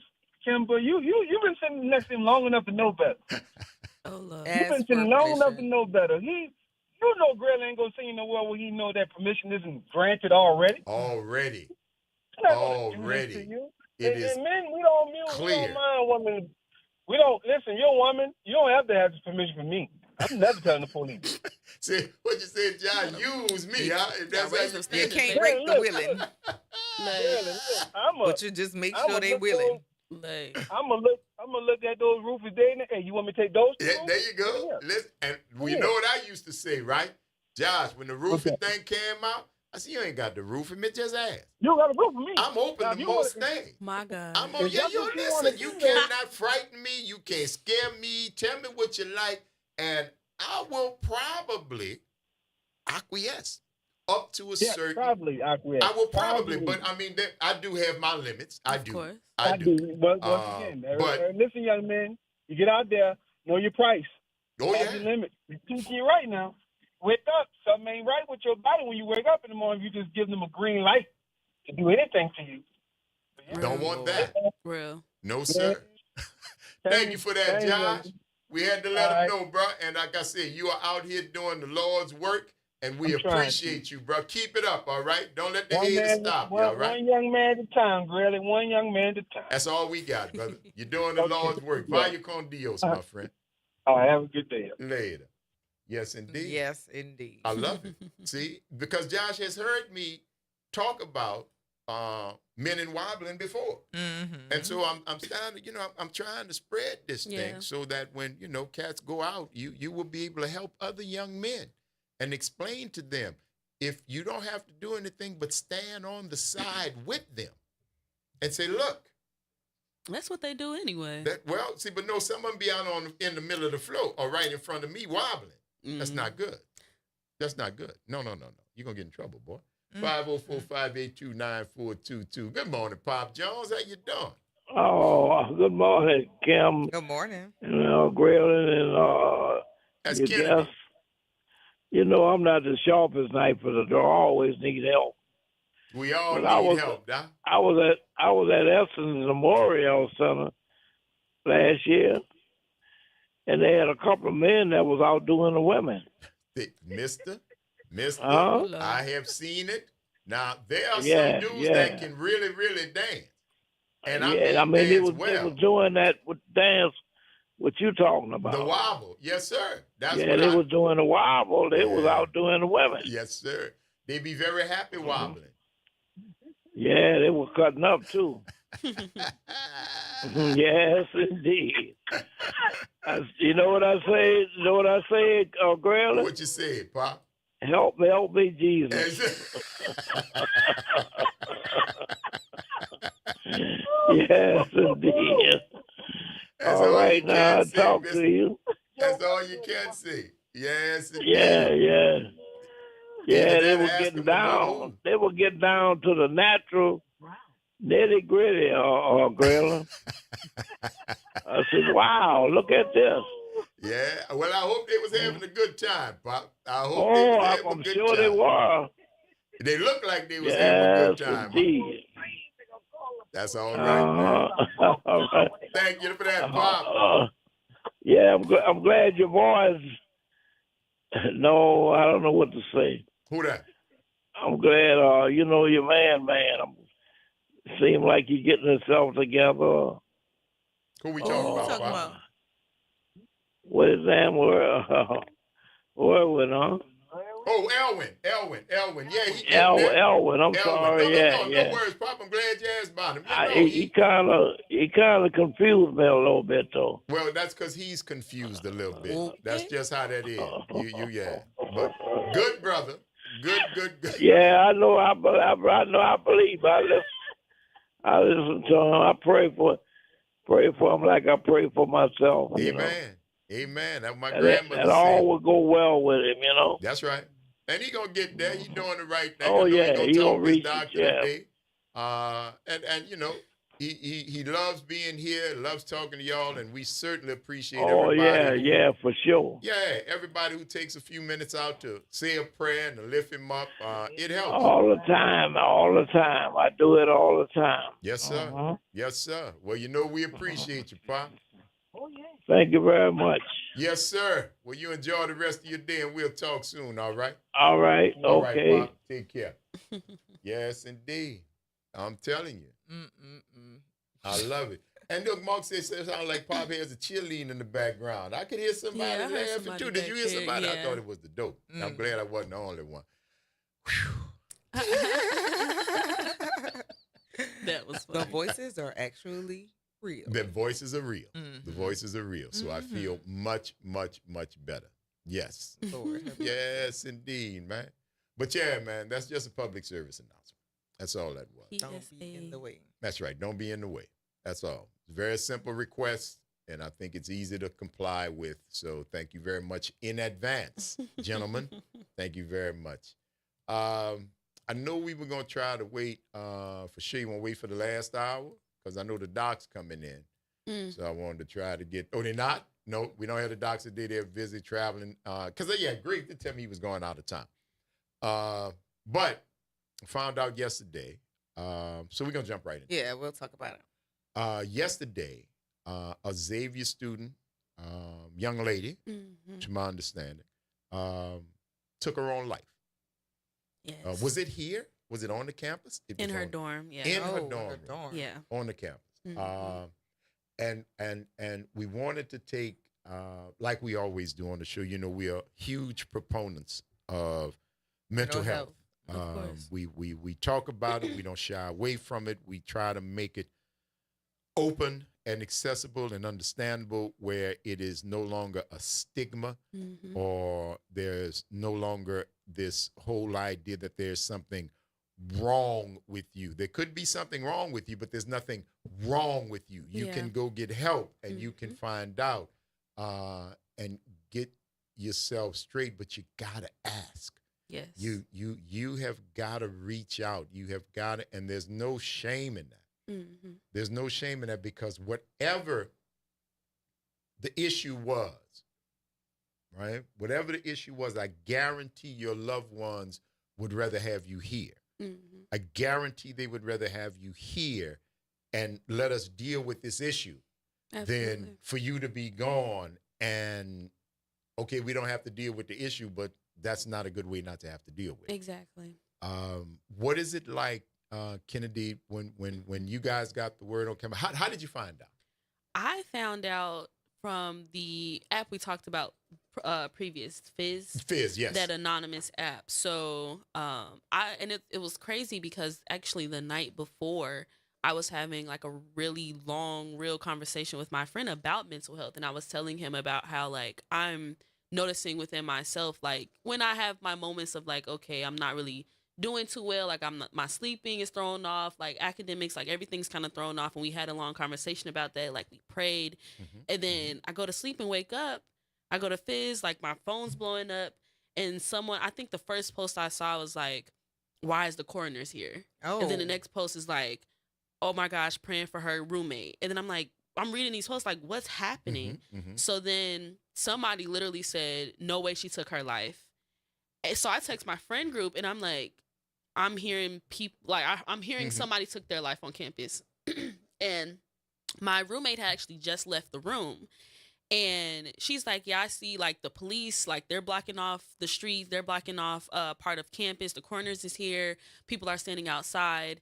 And then at this point, I'm already believing it. Like there's no denying that something is happening. So everybody's reaching out to me. We're all like, what's happening? And then like 30 minutes after that, the school drops a letter and they're like, please stay away from St. Catherine Drexel dorm. There's an incident happening. We know that a student has taken her life. And like Fizz and social media was going crazy because they have to bring her out of the building. And they it was discourse on Fizz and online because there were a group of young ladies that were recording and laughing as they were bringing her body out.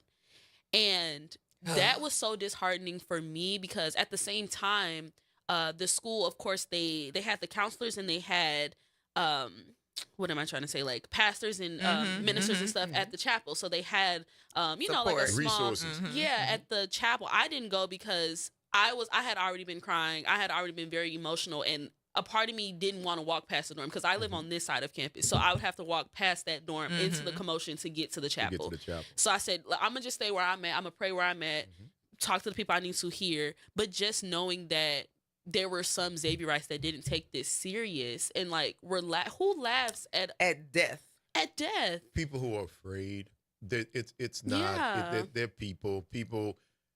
It's really close. That's a contemporary. You laugh. It's graveyard gallows, black humor. It's not funny, but it's a reaction. It's but the recording and giggling, that's where I draw a line. Because I know people react to trauma in different ways. Yeah. But to record and laugh and this is the thing where we talk about when we talk about people having decorum and we talk about like boundaries of things, from generation to generation that looks differently, but it's very frustrating that something that you would assume that would be common sense that you would not do is not common, and that's very frustrating. Ain't common no more. That's very frustrating. That's because of this. Yes. That's because of this. Yes. That's because of your telephone. That's because people are we've gotten to be a more callous society. I just want to record it. But even with that, though, even with the recording or documenting things, right, there's one thing, but where you're taking the time to not only record, but also to mock, that's something beyond just having a phone. Yeah. That's beyond, that is your parents, that is the people around you who have seen you do inappropriate things and have not checked you on it. That's things that have started small and now it's starting to balloon. Yeah. And now we're feeling some embarrassment by it, but there's something else that you've done that we should have checked a long time ago, and that's the things that bothers me. Yeah, that's not unusual, though, man, because these, you don't probably not remember having a phone. Yeah. I do, but I still had some type of electronics. Yeah, some kind of electronics. It's I can't even relate. Because this little phone is such a real part of young people's lives, but I also know it's a shield. Yeah. It's a shield. It's a way to keep, ostensibly, real life away from you. Absolutely. That's why you use it, because you gonna call a spade a spade. You're too afraid to face life like it is. Yes. So you hold that shield up. You try to keep it away from you. That's real. The young lady that they're taking out there in that car on his wagon, that is real. That is as real as it gets. So now what do? First thing, to shield yourself from that realness. Right. To sit with what you're feeling. Oh, look, ha, ha, ha, ha, ha. Yeah. And listen, I'm not, again, you're going to have to, that's what you did out in the public. And I know a lot of times people, you did that. And when you get back in the privacy of your room and now there's nobody to stunt for. Yeah. That's when the realness of it. Absolutely. And I know it's coming. I know it's coming. I don't wish it on you. Yeah. But I know it's coming. I know it's coming. So God bless you. And I hope you find your way through to that. And condolences if you all have a couple extra prayers, a couple extra good vibes to go up for that young lady and her family and her loved ones and her friends. Please do that. We're going to talk more about mental health on the other side of this break. It's the Front Porch, y'all. WBOK 1230 AM, what New Orleans is talking about. All day long. Stick and stay. Y'all don't go nowhere. We're going to see you on the other side of it.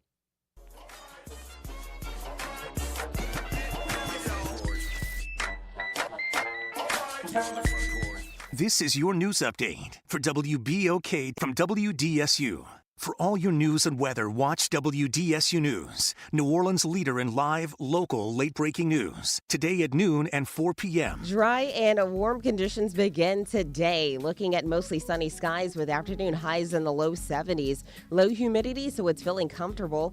Also expect another chilly night with lows back in the 40s and the 50s for you. Then 70s and 80s for the highs for the rest of the week. Also rain chances staying low. The other nice part, humidity staying low too. From the WDSU First Warning Weather Center, I'm Raven Richard. Hi, I'm Leo Jackson, host of Sunday Gospel here every Sunday morning, 5 a.m. to 7 p.m. and 12 o'clock till 2 p.m. You don't want to miss this move of God. It happens only on WBOK. You listen to all day long. Tune in to The Monitor's Mic, where we talk about oversight, policing, and you. Hosted by the Office of Independent Police Monitor, we're here to shine a light on policing issues that matter, from real-time policing updates to in-depth interviews. Every Friday at noon on WBOK. Do you know what United Way can do for you and your community? Find out by listening to United Way and You every Thursday at noon on WBOK 1230. United Way continues to fight for the most vulnerable members of the community. Find out how this Thursday and every Thursday at noon. Welcome to Liberty Bank and Trust, where your financial journey transforms communities. Since 1972, our customized banking solutions power your dreams and fuel your community growth. Every dollar you invest with us circles back to empower more people, ensuring opportunities for generations. Join us at Liberty Bank. Together, we empower possibility. Visit libertybank.net to start banking with purpose. Liberty Bank, there's freedom here. You're on the Front Porch with WBOK 1230 AM.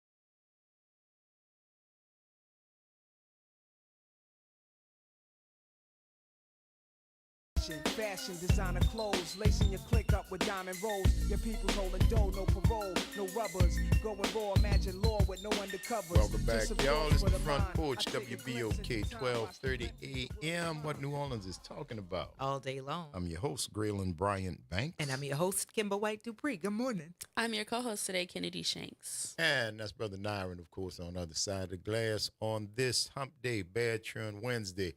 We were having a discussion about mental health in light of yesterday's suicide by a freshman Xavier student. Again, she's the young lady, but those type of problems have nothing to do with age. No. Exactly. It has nothing to do with age. Those type of problems are universal, and the idea that there is help out there, but you have to ask. It is not going to people. And I'm sorry, I hate to say this, but people live in their own lives, and they got their own set of problems. But if you need help, you got to ask for it. People will stop doing what they're doing to help you.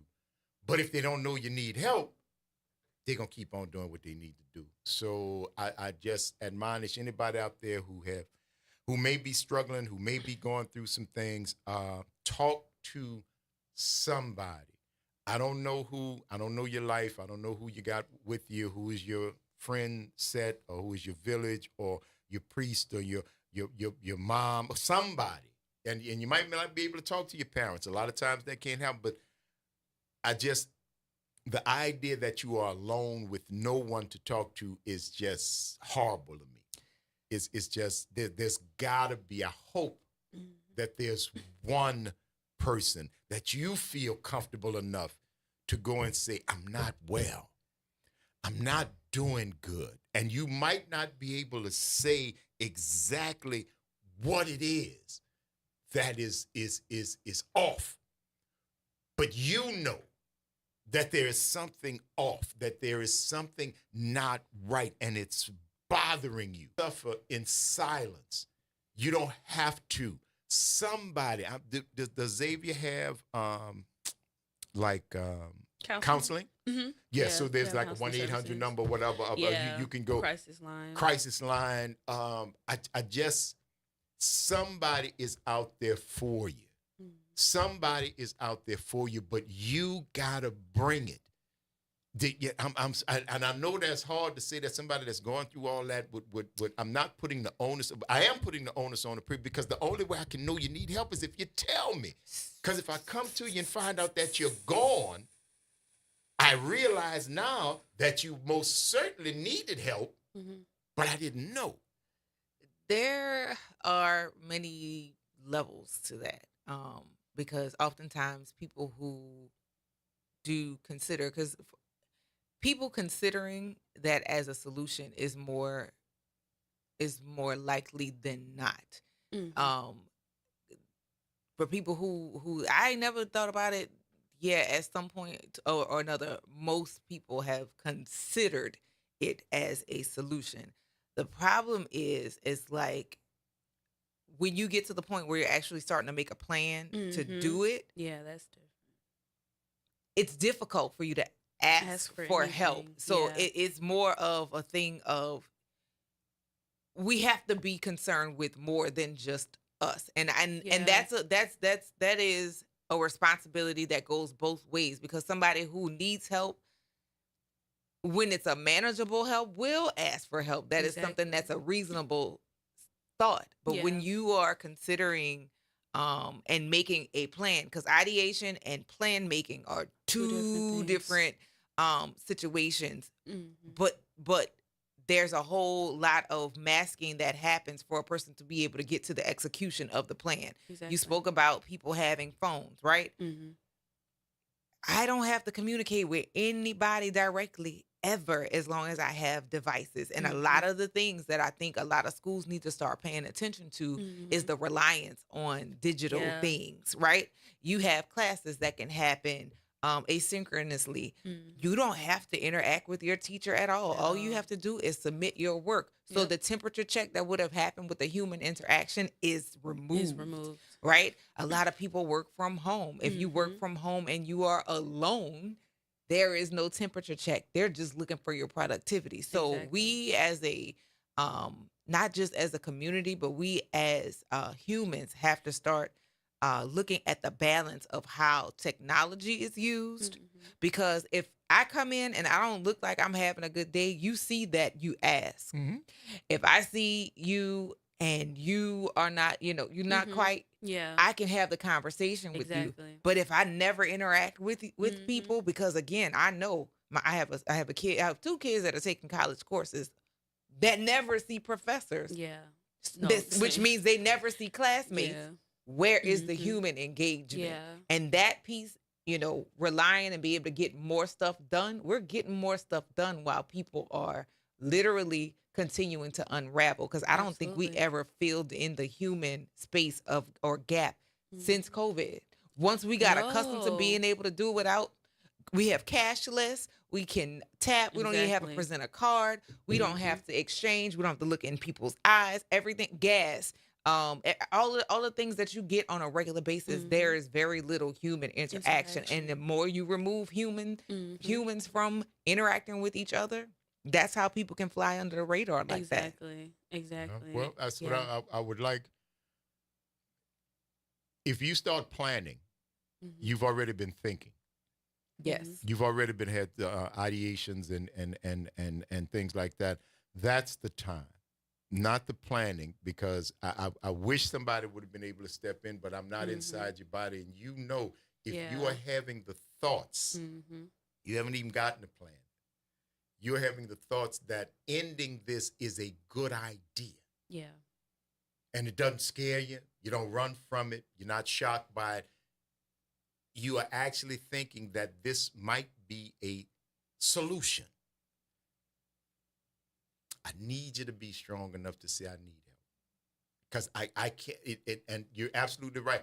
The way the world is, people are getting pushed further and further apart.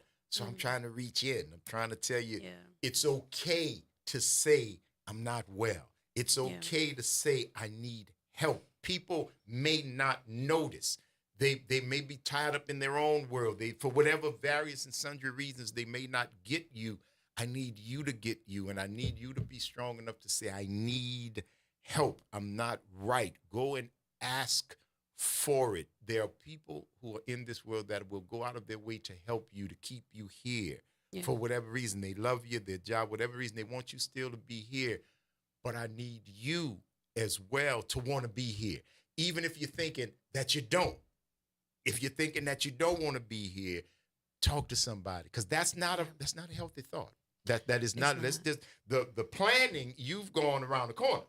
You've gone all the way through. Yeah. You're now Yeah, anticipating exactly. and making it happen. Mhm. I need you to stop that. I would hope that you would, when those thoughts first come up, they're not regular thoughts. When you start to think about that, when you start to think about, just say, nah, something wrong. Let me go see somebody. Let me go talk to somebody. Mhm. And that's the only thing I can hope that Yeah. you would do, is go see about yourself, which is what we tell people here all the time. Yeah. Men, we talk about it, go see about yourself, take care of yourself like you take care of your car. And that's physical. That's the Absolutely. doctor with the glove and the finger and all the other stuff that you all hate. Yeah. But it's necessary. That's the physical. Mhm. That's the physical. Neck up. Neck up. You don't want to talk about that. Yeah. Neck up, you keep, how you doing? Oh, man, great. And that's why Everything fine. I love our generation because we don't okay, you said you good, now give me the real answer. Yeah, because tell me. it's so easy to say, oh, how you doing? Oh, I'm good. How are you? Oh, I'm good too. No, let's get into the Let's real. get into it, because you're not asking me how I'm doing. You're just saying good morning. Exactly. You see, you're not, it's not a question about how I'm doing. You're just saying, hey, good morning, how you doing, basically. But if you ask somebody how they doing, please be conscious enough to listen. Absolutely. To Some listen. people don't have They don't. communities. And that's one thing that we were talking about. And shout out my mom in the chat about me reaching out to my mom when I was in high school, when I knew that I probably had depression and anxiety. Then I was diagnosed with it. But some people don't have that community. And it's really hard to, because I was thinking in my case and then possibly in her case, where it's like, when I was going through like my impeachment stuff, like the past couple of weeks, there were moments where I was in my bed and I'm like, I don't want to go anywhere. I don't want to see anybody. Please, no one reach out to me. But of course, my roommate and my friends are like, no, Girl, we're you're not coming. here. Hello, please answer the Right. phone. Send me an emoji or something that you're We need okay. to know But it's you're like, okay. if people, because I couldn't ask for help. I knew what I was going through. I knew that I had depression. And I told my friends this. And when you're in those spaces, it's hard to ask for help. I want to talk about that. It's so hard to don't ask go any for further. help. Hold on to that. We got to take this quick break, yo. WBOK 1230 AM, what New Orleans is talking about. All day long. Don't go nowhere, y'all. Great conversation, and we're going to continue on the other side of the break. You're on the front porch. You're on the front porch. From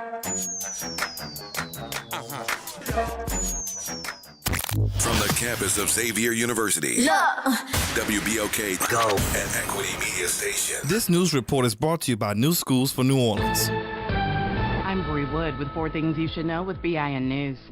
U.S. drone strikes on Mexican cartels are apparently on the table. Plans are reportedly in an early stage, and the strikes would be in cooperation with Mexico. Mexican President Claudia Sheinbaum said they reject any form of unilateral U.S. intervention. New York schools are defying the Trump administration's order to end DEI practices, citing lack of authority to enforce it. They remain committed to Title VI of the Civil Rights Act, which prohibits discrimination, despite threats to cut federal funding. Gas prices in the Midwest may rise after the Keystone oil pipeline ruptured in North Dakota. The cause is unknown, but an employee reported hearing a mechanical bang before shutting down the pipeline. The spill is contained in a rural field southwest of Fargo. And music fans can enjoy Coachella from home via YouTube live streams starting Friday with up to 4 stages viewable at once. The festival's second weekend will also be live streamed April 18th through the 20th. Get BIN News on demand 24/7 on the iHeartRadio app. New Schools for New Orleans is committed to celebrating the hardworking teachers of New Orleans Public Schools. Join us at the 4th Annual NOLA Teacher Fest, sponsored by the All-State Sugar Bowl New Orleans Teacher Community. The NOLA Teacher Fest is happening Friday, May 2nd at Champion Square from 4 to 7 p.m. The fest is open to teachers, paraprofessionals, deans, coaches, counselors, and other school support staff. Visit our website to learn more and RSVP, www.newschoolsforneworleans.org. You're on the Front Porch with WBOK 1230 AM.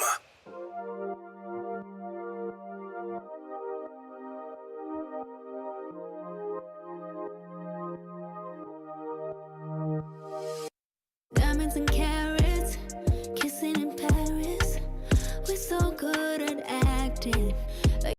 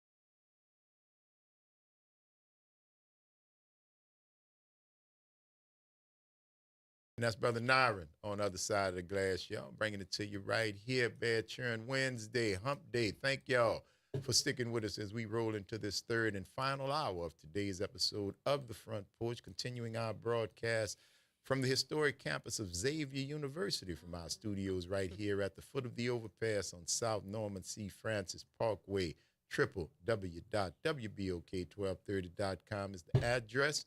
And, of course, the #1 top-ranking way we love to hear from each and every one of y'all is the WBOK 1230 AM talk line, 504-582-9422.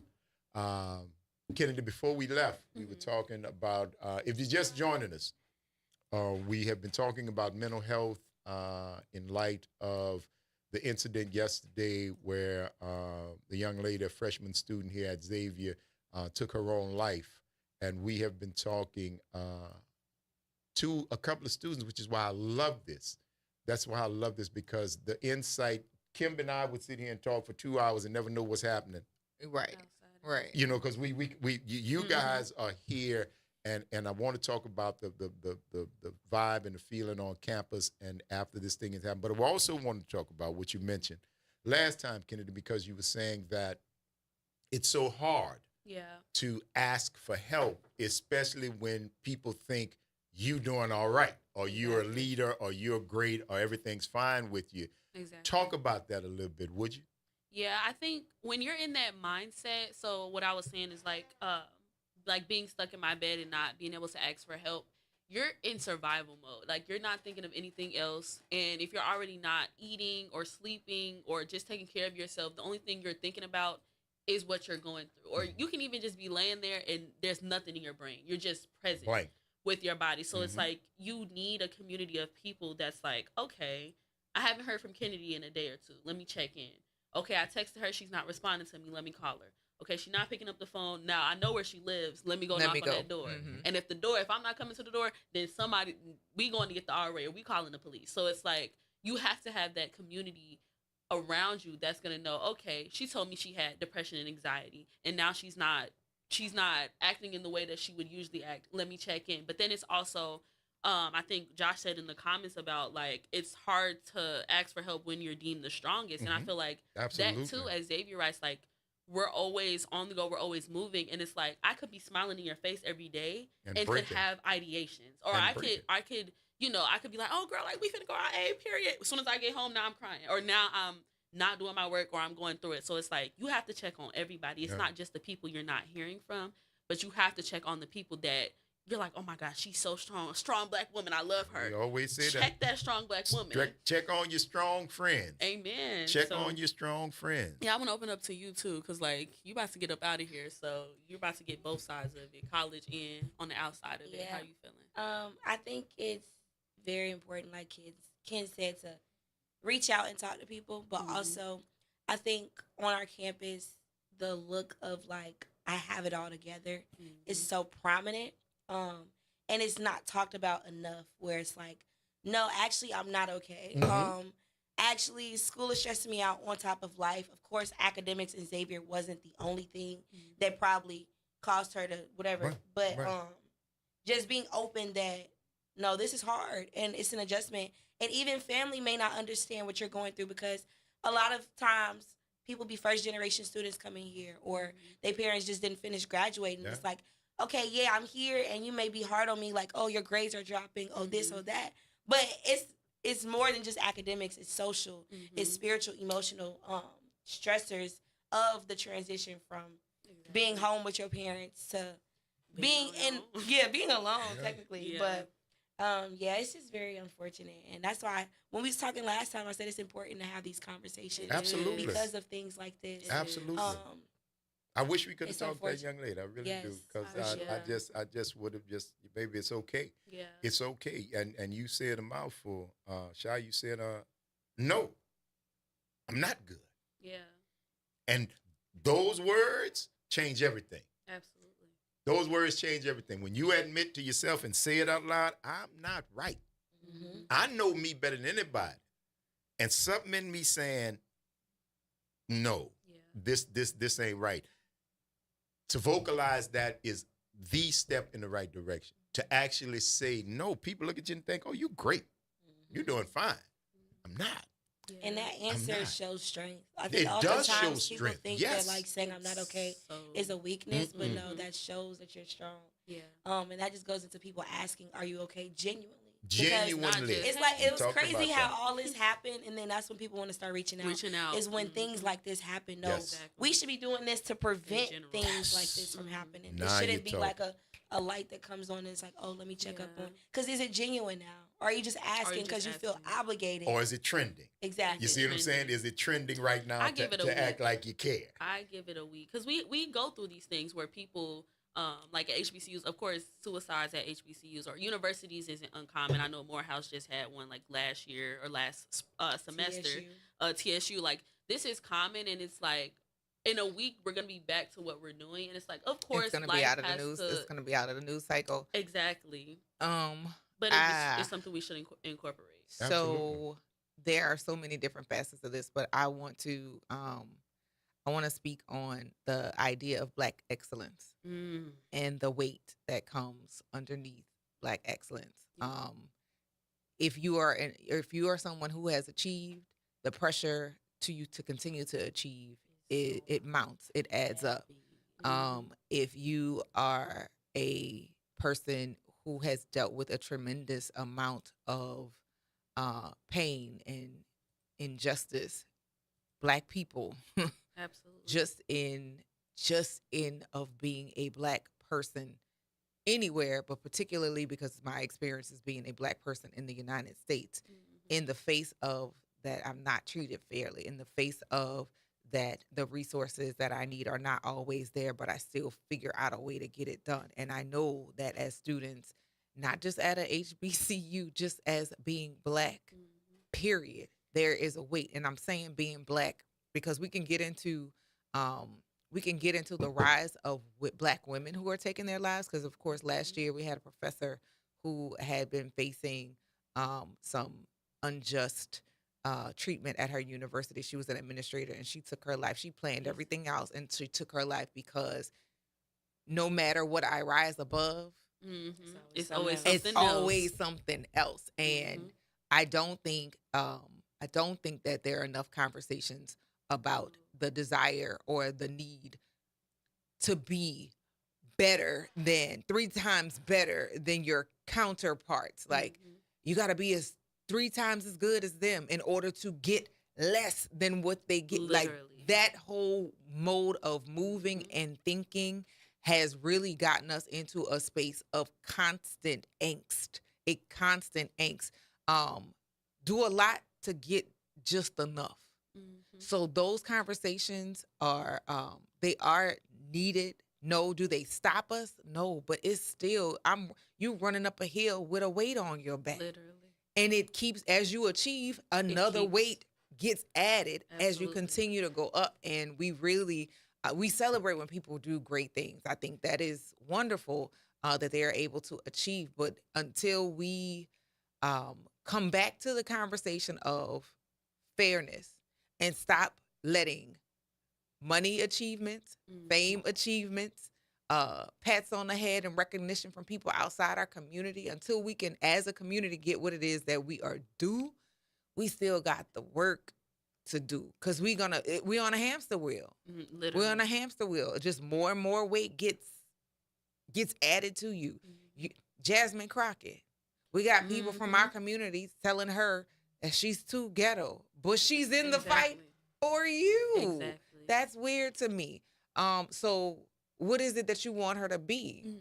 What is it that you? What is Want her it? to be quiet. That's what they want her to be. But we celebrate the fact that she is. She's been a part of the military. She's a member of the bar. She's a member of Congress. All of these different things. But we still find other things to say it's not good enough. What she did in and of itself was a lot. A lot. But it's not. And that's it's what the still people not, see. it's But it still shouldn't not. be for them. That's why I keep saying, man, a little selfishness is not a bad thing. It's really not. And be selfish enough to say you need some help. Don't worry about what them people think. And I know that's easy for me to say, but I live my life like that. I really could give less than a rat's ass what you think. You think like that? That's great. God bless you. Go about your business. But if I need help, I'm going to get some help. I cannot let the idea that your opinion of me might change if you see me different, because how you see me doesn't matter. How I see me is the only thing that matters. And if you got to get some help, go and get some help. Don't be ashamed. Don't be shy. And I'm glad Xavier got counseling available, because I was about to say, if you didn't, you need to. You need to. But sororities, fraternities, organizations here on campus, you guys need to come together and talk about suicide. I'm not talking about nothing we always cute. talk about mental health, Right. but it's I am about talking the about harder suicide. I'm conversations. talking about getting to the point where you have suicidal ideations and you start making plans. I'm talking about the ending of your life, and those are the statements that have to be made. You can't be cute around it. You can't talk around it. You've got to talk, because the young lady yesterday, that's the end. That's a wrap. So I would rather talk about what she did and what she was thinking before she got to it in a way that exactly replicates what she did. Suicide, death, end of life. That's the word you got to lose, because that's what people are thinking in their mind when they're in the dorm room and they're by themselves. They're not thinking about mental health. Exactly. They're thinking about, I just need to die. Yeah. I wonder what happened if I kill myself. I need I this wonder to stop. And that's what you're thinking. So the idea of trying to be politically correct or to try to couch this bad news in something soft, I don't think that you can't. You gotta be real about it. And you gotta because it's talk a real about thing. it. And you gotta talk about it. And be open about it And too, be because I feel open. like Use the words. a lot of people are scared to, like what we just said, Fear. scared to say that they've gone through That's things right. like that. But like I won't generalize it, but people have thought like, oh, you might not have had a plan of this is how I want to end my life, but like, I just wish I wasn't here. Like if I wasn't here, then this wouldn't be an issue. So it's like, if we had more conversations about that, like maybe if I wasn't in this situation, or maybe if I didn't go and do this, it's like, if we have those open conversations, a lot of the conversations we have on campus, we have a lot of mental health conversations, but it's not focused on the real. It's always focused on like surface level. And it's Get like, better. of course, you want to Get open better. that door, but we got to get in that. We got to get what in. they and talk do about is it. provide you more resources to manage all of the things for you to keep being productive. Literally. And that is the thing. It keeps you on That's the the hamster problem. wheel. And then Exactly. also when we're addressing why people won't be vulnerable, what did you say the girl did as they were carrying her body out? She was Laughing. making And we have recording. to address and make it that's not safe. okay. Make it safe for people to be vulnerable, because why don't I ask for help? Because if I ask for help, then what? Then I become an object of derision. We talked about that with Exactly. black men crying. Every time you saw a black man, they turn them into a meme. They turn them into a meme. You say, man, y'all need to be more in touch with your emotions. You need to be more. And then when a black man says, my type is, I'm going bad, and things are happening bad, and then they cry, and they on, of course, nowadays they're on live doing something or whatever. Then those photographs of that instance is now taken and Out of context. or taken. It's a snap. Just to look at his face. He a clown. She a clown. This, that, and the other. That's why you would get men and say, you know what? If that's what I'm getting for trying to be vulnerable, for trying to be what you say Then I I'm should just be, not. I'm gonna keep doing what I've been doing, because at least I know am this. not getting dogged. I know At this. least you're not making memes showing me cry. What that boy named Michael Jordan? Because that was no, I the was thinking famous about one. Tyrese? Tyrese. That's who I was thinking when he was Yeah. crying about his kids. Now I know he got his own issue, and I'm not talking about what he did, but I'm talking about at the time that he made that video, he was torn up about his kids, whatever reason, and that's what he was talking about. That became a meme. That became just ha ha. And that's the opposite of what you ask for when you say, black man, be more vulnerable. Black man, be more in touch with your emotions. Be more open. Be easily reachable. But when I do, I become the object of derision. It's from experience. People don't, once that one person tell you, oh, you don't have nothing to stress about, oh, you don't got a reason to be depressed, then it's like, okay, I'm not saying nothing to nobody, because how you going to tell me about my lifestyle, about me? That's right. And that's a person that I would, and don't get me wrong, I wouldn't tell you to lose the friendship, but that's not your friend. Yeah. That's not a person who you can go to. Because see, when I say friend, that means somebody who I can go to. Exactly. I don't use friends. See, that's the problem nowadays, because everybody got 18,000 million friends on social media, but you ain't got one in real life. Exactly. But you ain't got one in real life. How that makes sense? How that makes sense? See, I had friends before they had social media, and they still my friends. 40, 50, 60 year Locked friendship. You understand? Because we was friends before this phone.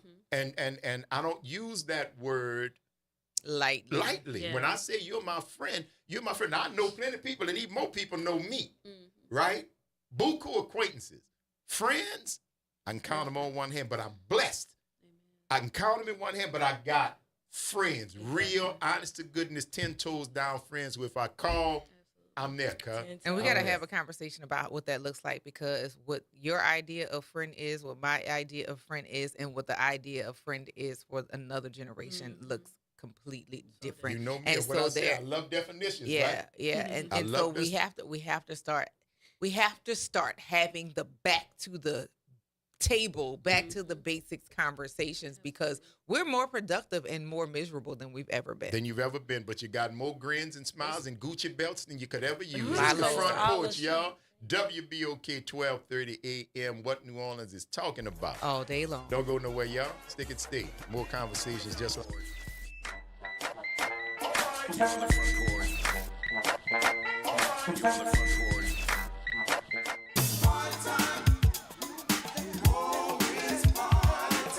That's right. It's party time each and every Sunday night at 7 p.m. on WBOK. It's the Throwback Throwdown with DJ Wick as he brings you the best in old school from the 70s, 80s, 90s, and the early 2Ks. Plus, the party goes to another level at 9 p.m. with the Throwback Throwdown Party Mix to round out the night. It's the Throwback Throwdown Sunday nights at 7 p.m. on WBOK 1230 AM and on the World Wide Web at WBOK1230.com. Good morning and happy Wednesday. I'm Morgan Lentis with WDSU News, and here's a look at today's headlines.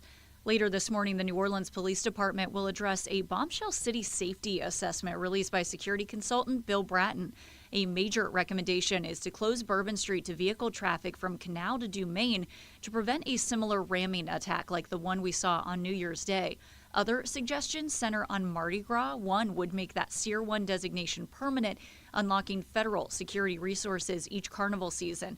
Another would create emergency response lanes on parade routes and get rid of trash bins along the parade route. The thought there is that they could have IEDs in them. The NOPD will address that report at 10 a.m. today. A new set of President Donald Trump's tariffs took effect overnight. China is now facing a cumulative 104% tariff to import goods to the U.S. Some analysts say that could drive up the price of everyday items. The president has promised that long-term the tariffs will be good for American consumers, while analysts worry about short-term negative impacts. And finally, 2 suspects accused of killing a Chalmette soldier in the Carrollton neighborhood on Sunday are waking up behind bars. A judge set bond for Julian Vickner and Harry Darby at more than $1 million each. They are accused of shooting and killing Colby Shuffler and injuring a second person. And that's a look at today's headlines. I'm Morgan Lentis with WDSU News. Have a great day. Are you passionate about community safety and police accountability?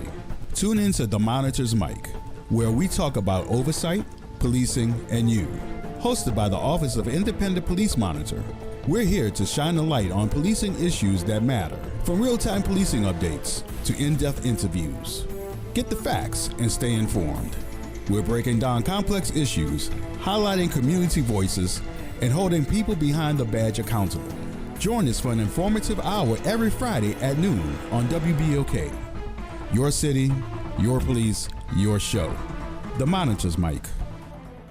Welcome to Chemical of the Month by the community scientists at Rise St. James. This month, we spotlight phthalates, chemicals added to plastics, especially PVC, to make them more flexible and durable. But there's more. Research shows phthalates may disrupt hormones, affect reproductive health, and contribute to environmental pollution impacting our communities. Join us as we explore how these additives shape our everyday lives and the world around us. For more details, visit risestjames.org. Empower your knowledge with Rise.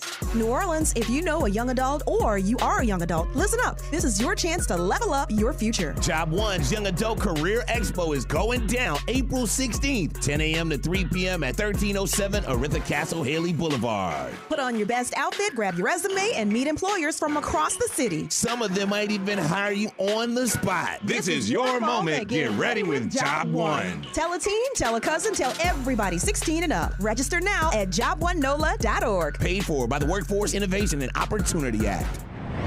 Making a difference in the community. WBOK 1230 AM. You're on the Front Porch with WBOK 1230 AM.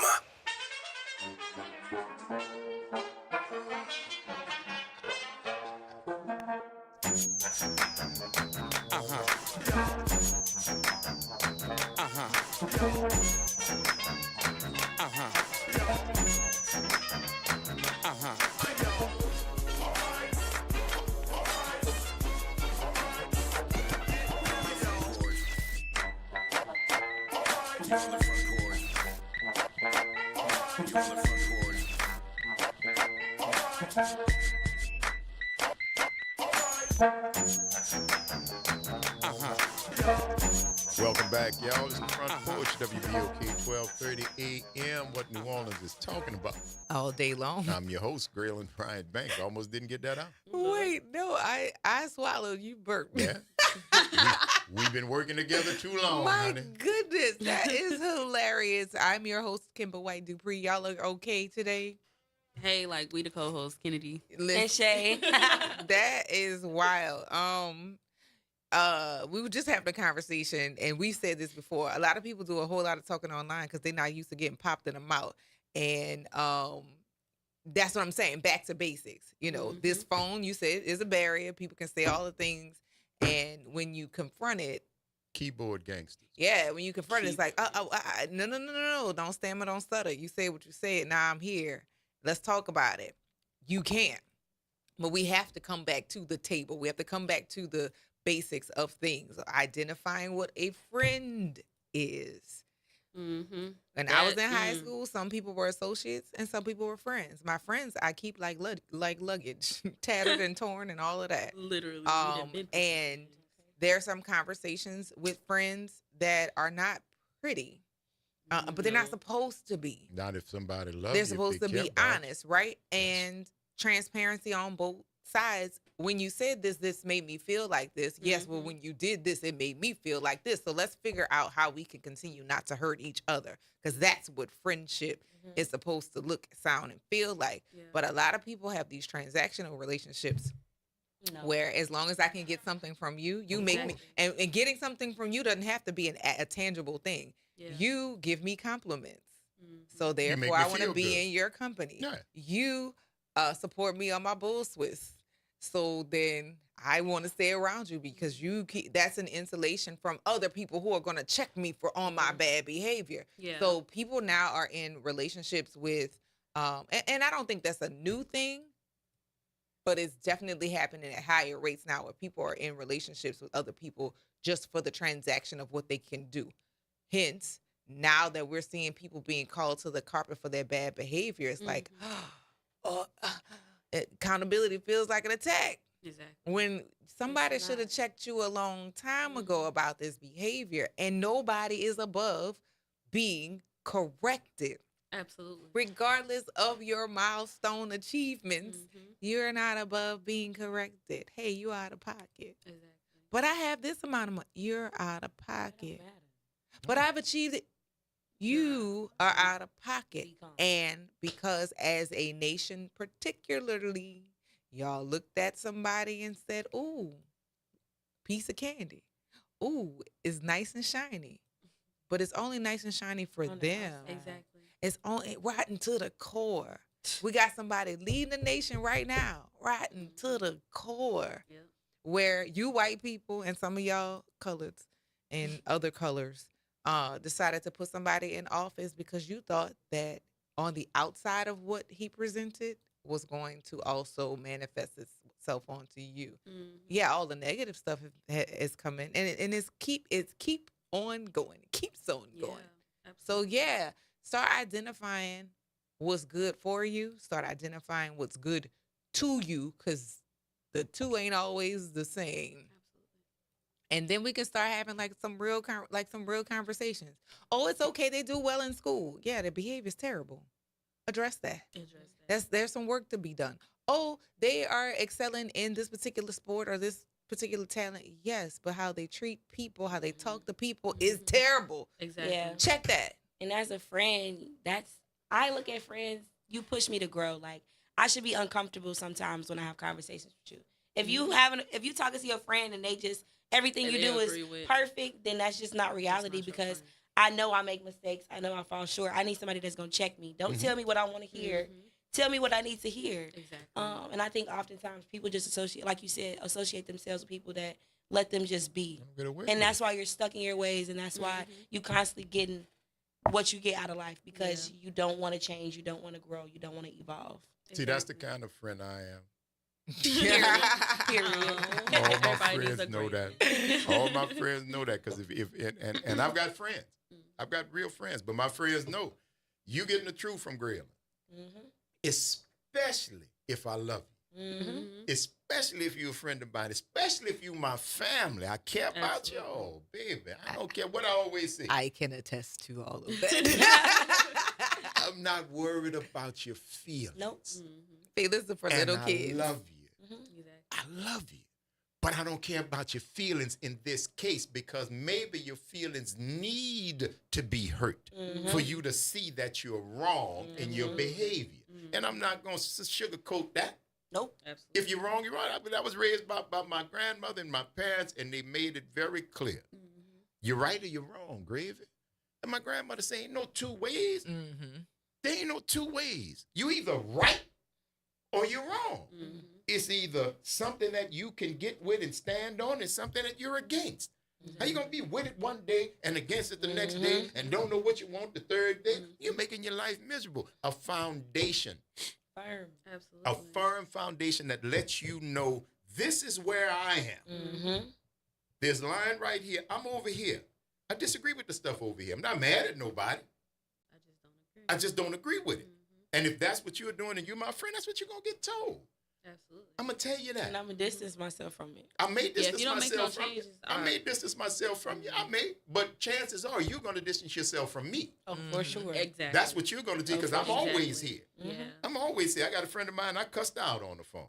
I mean, cussed out like a dog, because she did something stupid. She did something extremely stupid and was contemplating doing something even more dumb on top of it to compound it. And I went clean, smooth off.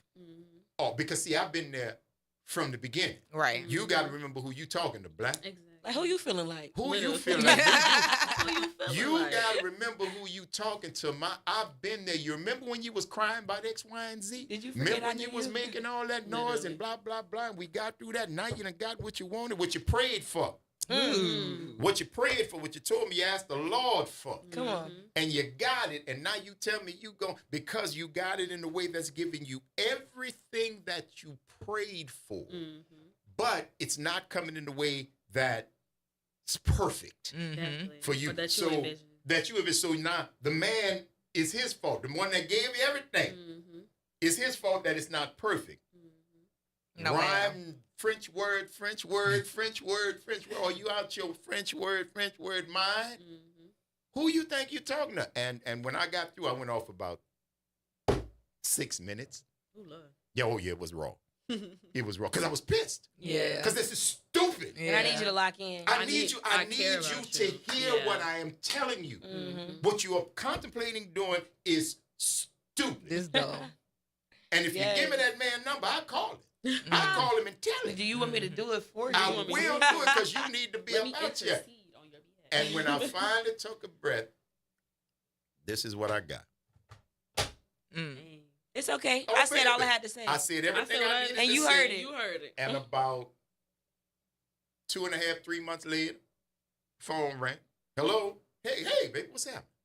Right, because I said it. I'm good. I'm thinking you're good. Yeah, all right. Well, blah, blah, blah, blah, blah, blah, blah. Yeah. And we move on. Still friends today. Exactly. But I'm not going to not tell you how I feel because you're my friend. Exactly. I would expect the same thing from you. Yeah. If I did something to hurt your feelings, please tell me. Don't go tell her. Exactly. Don't tell her. Yeah. Come tell me. And that's our generation, I think, is like one where we don't like to have hard conversations, but then we also, I don't think we're mature enough to navigate them quite yet. And I think that's like this time is figuring out how do you navigate that. Because I was in a situation like that where I had a hard conversation with a friend of mine, but it was like this weird, awkward, like, how do we navigate this now? But it's like, no, if you actually care about me and if this conversation we were having was to better our friendship, of course it's gonna be a little weird at first, but like, come, like you good, I'm good. All right, let's move. Like let's keep going. That's done. It's that we don't do problems, we do solutions. We do solutions, and I feel like everybody's not in that mode. Some people feel personally attacked, or they're like, "Oh, why are you saying this now?" Or it's because I care about you, and I see you going in a path that's not yours, or it's a path that you don't want. I know you don't want for yourself. You don't want that for yourself, and right now you're thinking with another part of your body that's not your brain. All right, and that is real. That voice that's coming from down there is telling you something that you hear real. Where you need another voice. That's my voice. From the outside looking in. From the outside, because you got to be stupid. You have got to be out of your rap. And we are to this day never mentioned it. Never went back to it. But I found out later that the thing that had you wobbling was gone. Back at home, everything beautiful, stronger now than ever. But I love you, Black. I love you. How am I gonna stand here and watch you and watch you crash? Exactly. I could never. And why I can't do that. Now, if I tell you and you still crash, I'm good. I can sleep good at night. Lord knows I tried to help. Lord, you put me in that position. I tried. I did my part. I did my part. I see what and I'm sleeping good at night. But I'm not. No, don't know. If you expect I'm being one of them friends, I'm not that dude. Have we met? 504-582-9422. Good morning, Brother Corey. Well, good morning to you, Greeley, and you're speaking some science to the young ladies, man. Thank you, brother. And we have to know that, our children have been through so much these last 6 years, 5 years, man. It's ridiculous. And I think for a fact, every college, every goddamn high school should do a psych elevation, a psych. You know what I mean? Evaluation. Yeah, evaluation. Yeah. Thank you. But I'm just, man, it's just frustrating me because there's no accountability on the staff, the counselors.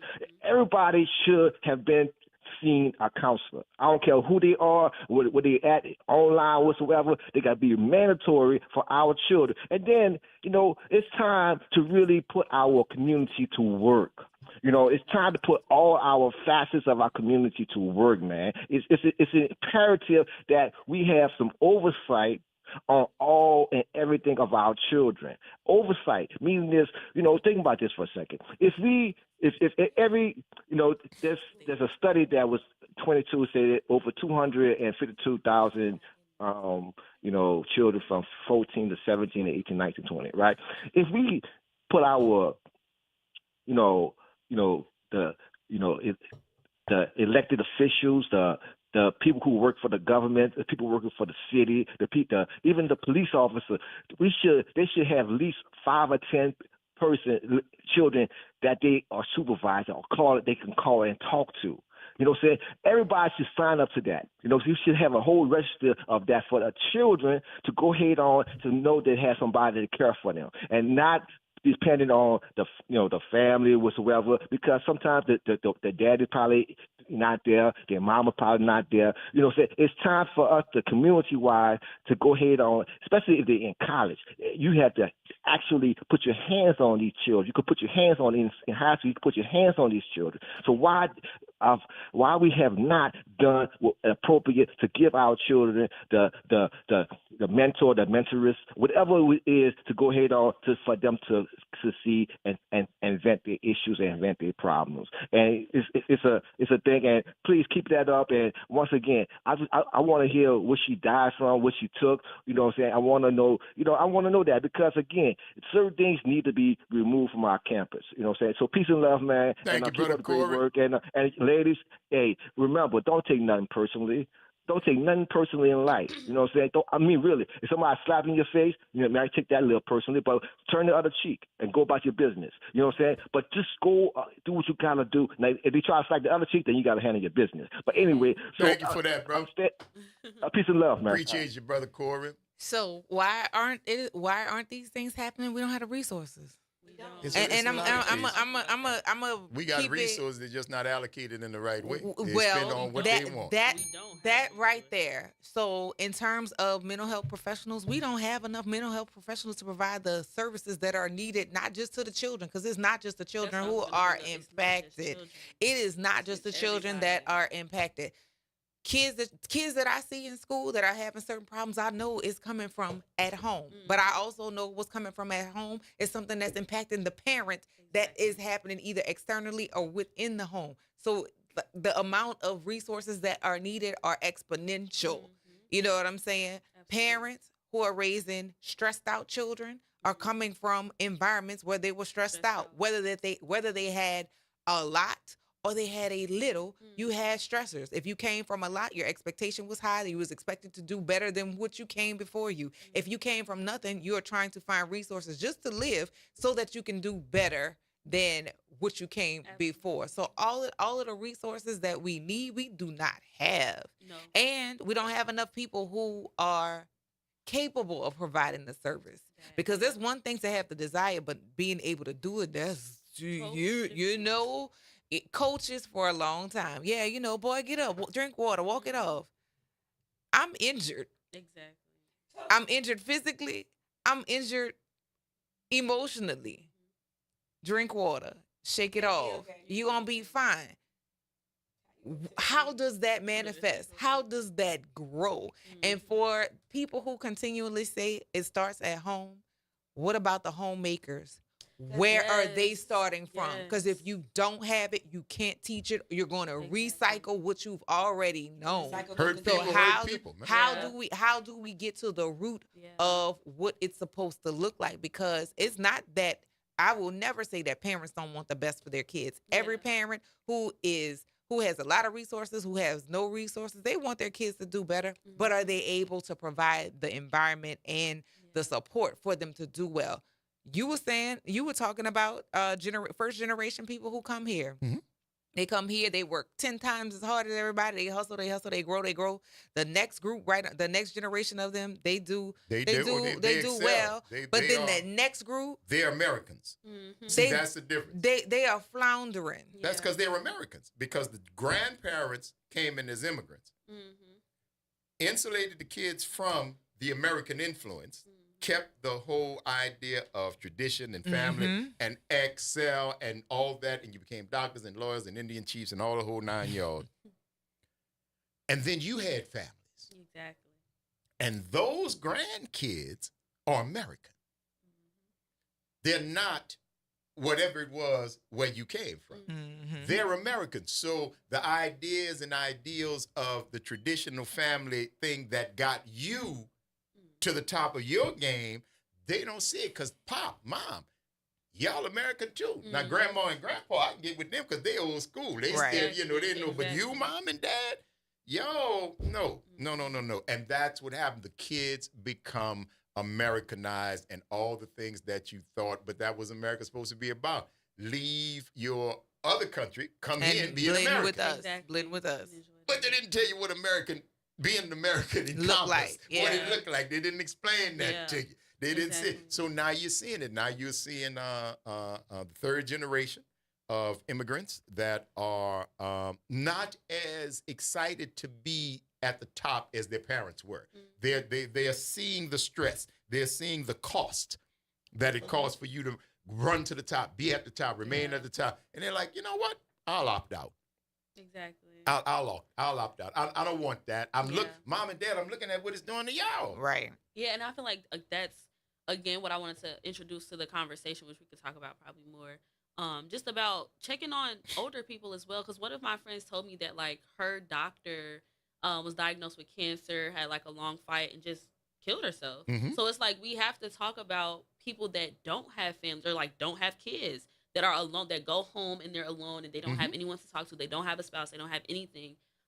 So, yeah, because I look at that for my teachers. If I'm, as a student, struggling to come to your class, I can only imagine how it feels because we're struggling to not come into your class and you have nobody to teach, or you noticing your numbers are going down and only God knows what you're going through, because I already know being a professor at a university requires all these other things. So you're not even being motivated or like reinforced in what you're doing because the students are engaged. The students aren't engaged either. Probably still overworked too. Exactly. Yeah, they're still Americans. Exactly. They still live in this and just like for y'all, the academic rigors of students is no less than the academic rigors of the professors. Exactly. Yes. Because you got people looking at you too. Exactly. Just like you ain't telling doing this you right. ain't doing Exactly. it. Everybody and why got you a ain't got boss, students baby. coming to your class? That's right. Yeah. Everybody got a boss. So, Exactly. you know, it's a great conversation, y'all, and we're going to keep it up. It's the Front Porch, WBOK, 1230 a.m., what New Orleans is talking about. All day long. Stick and stay. Y'all don't go nowhere. We'll talk about some more on the other side of the break.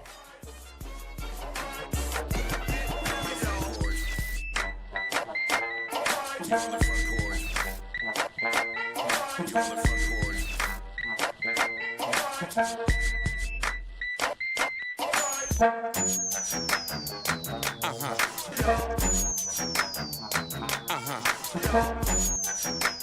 Attention, WBOK listeners.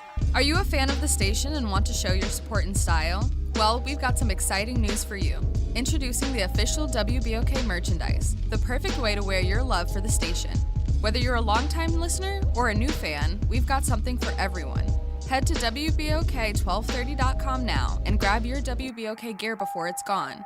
When you buy WBOK merch, you're not just getting quality items, you're supporting the station you love. The National World War II Museum. Located in the Warehouse District of New Orleans, the National World War II Museum tells the story of America's experience in the war that changed the world, why it was fought, how it was won, and what it means today. Visit them online at www.nationalww2museum.org for time tickets and safety information. You're on the Front Porch with WBOK 1230 a.m.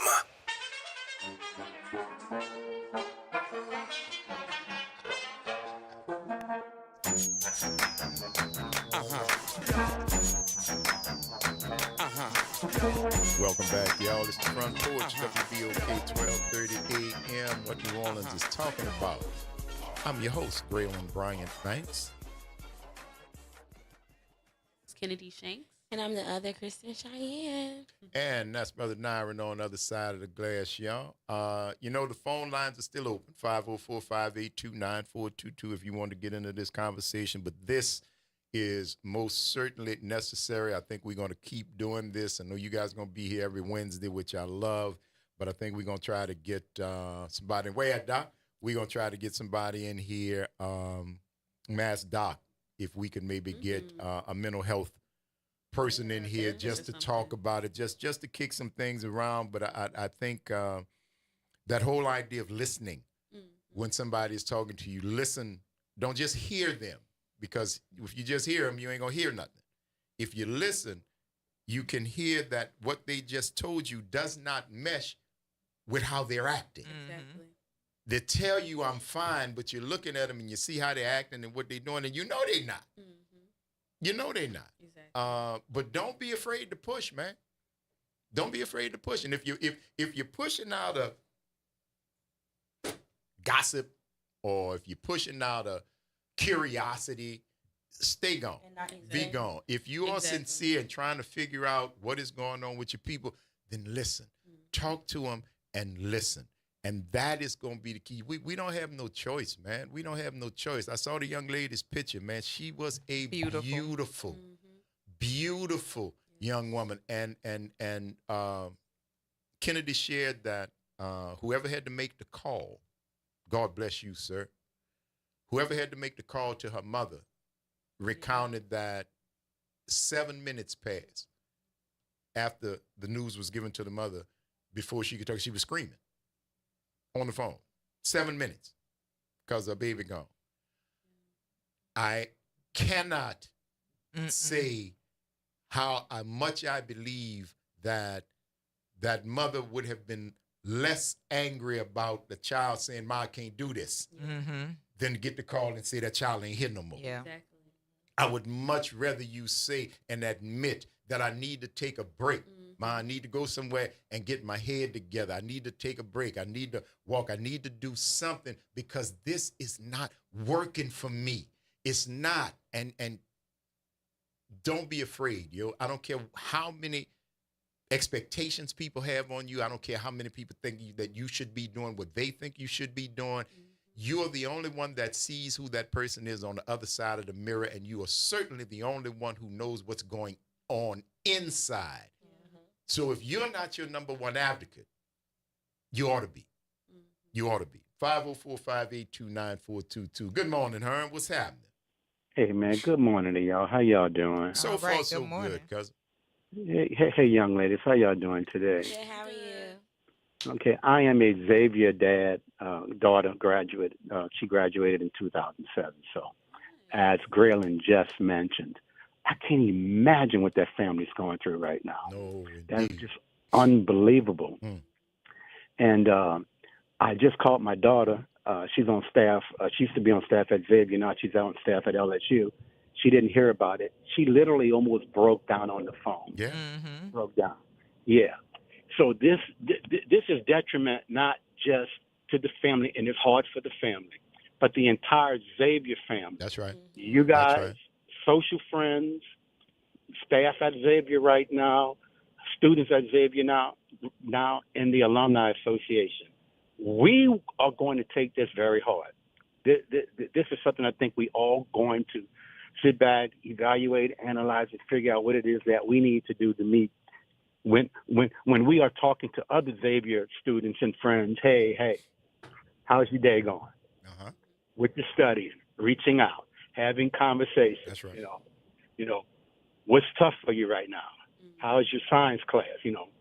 Just reaching out and being social, not just with Xavier students, but with all students. That's right. Too, right? That's right. Yeah. This is hard for all of us right now, and I just want to let you guys know that. Thank you for that, This Herm. family will be in my prayers, in my family prayers. And unfortunately, the same dormitory that this occurred in is my wife used to live in that dormitory too. Wow. And I would sit in that lobby when I would date my wife. So, this is touching, guys. Obviously, very touching for me. So, my prayers is with everyone, and let's stay positive and let's stay focused.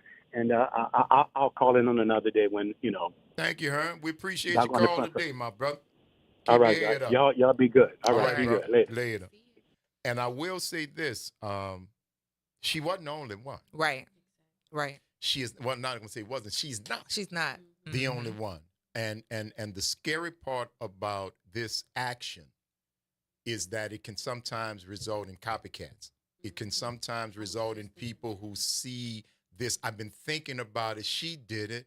It don't say. I guess it wasn't that bad. It's no. And that is a reality. That is very scary because you're still here and you still have a chance. You still have a shot. And everybody on this campus ought to be a little more kinder, a little more understanding, a little more insightful, and just empathetic to the pressures and the problems that encompass all the students, faculty, staff, alumni here on this wonderful campus. But it's not nirvana. Right. It's not utopia. It does not have its own set of unique problems and challenges. It does. So they have to be addressed. They have to be addressed in a way that does not sugarcoat it, that does not make it cute or anything like that. And I think it's vitally necessary that anybody else that would be thinking along those lines, right now there should be the push to get that counseling 800 number, whatever it is, out. It should be on signs and posters and in every class. And again, if you're part of the SGA, part of the student government, part of a fraternity or sorority, take it upon yourself to forward that information and let folks know that there is somewhere you can go on this campus to try to get some help, so you don't take the same route that the young lady took yesterday. You don't have to. Yeah, and the National Suicide and Crisis Lifeline is 988 from any device, from any telephone. 988 is all you have to dial. You can text with someone, you can chat with someone, so you can call. Please. So 988 is the number. 988 from that beautiful little instrument, that computer y'all carry around. Some of y'all got 2 and 3 of them. 988, get you some help. 504-582-9422. Good morning, Alicia. Good morning. I just want to say this. as a help and assistance. My best friend committed suicide years ago, and this person was the life of the party. And when things would be done, he would do things that I thought was just strange and out the way. I would call his mama. Yeah. But this particular time, and I started to call his mama, but I said, you know something, I'm not going to worry her. 3 days later, he committed suicide.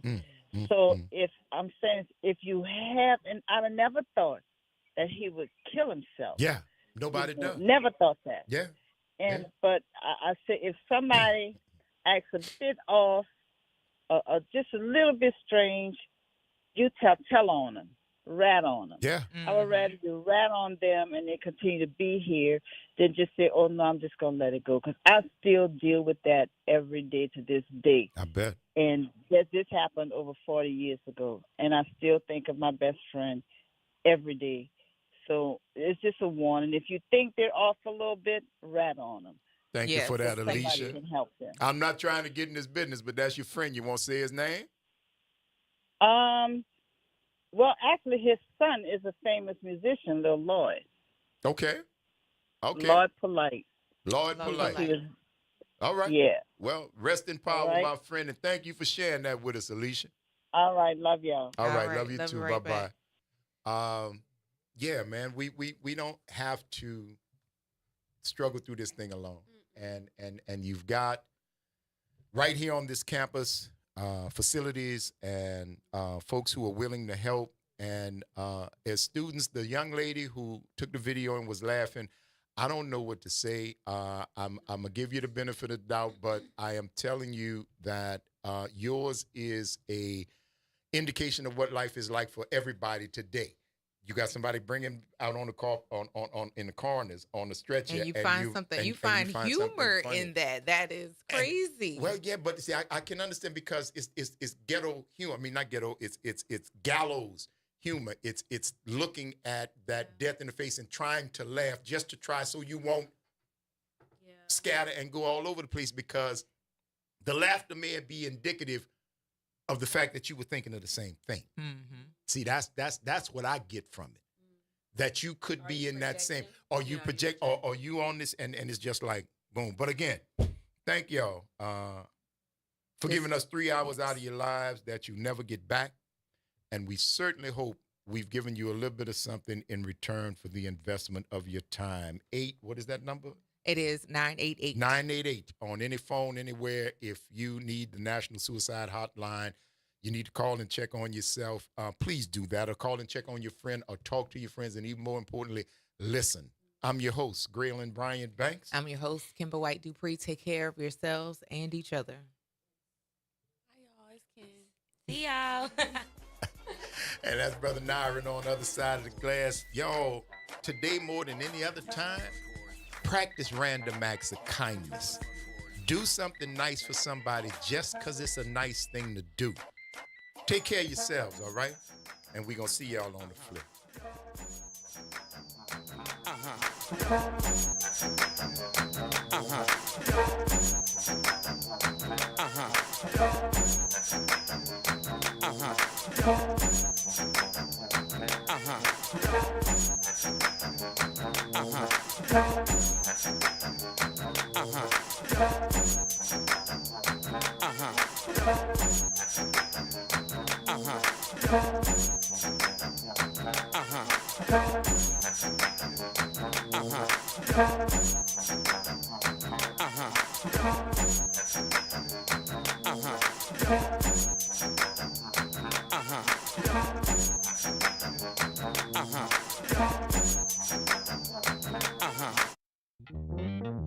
Have you heard the secret of what New Orleans is talking about?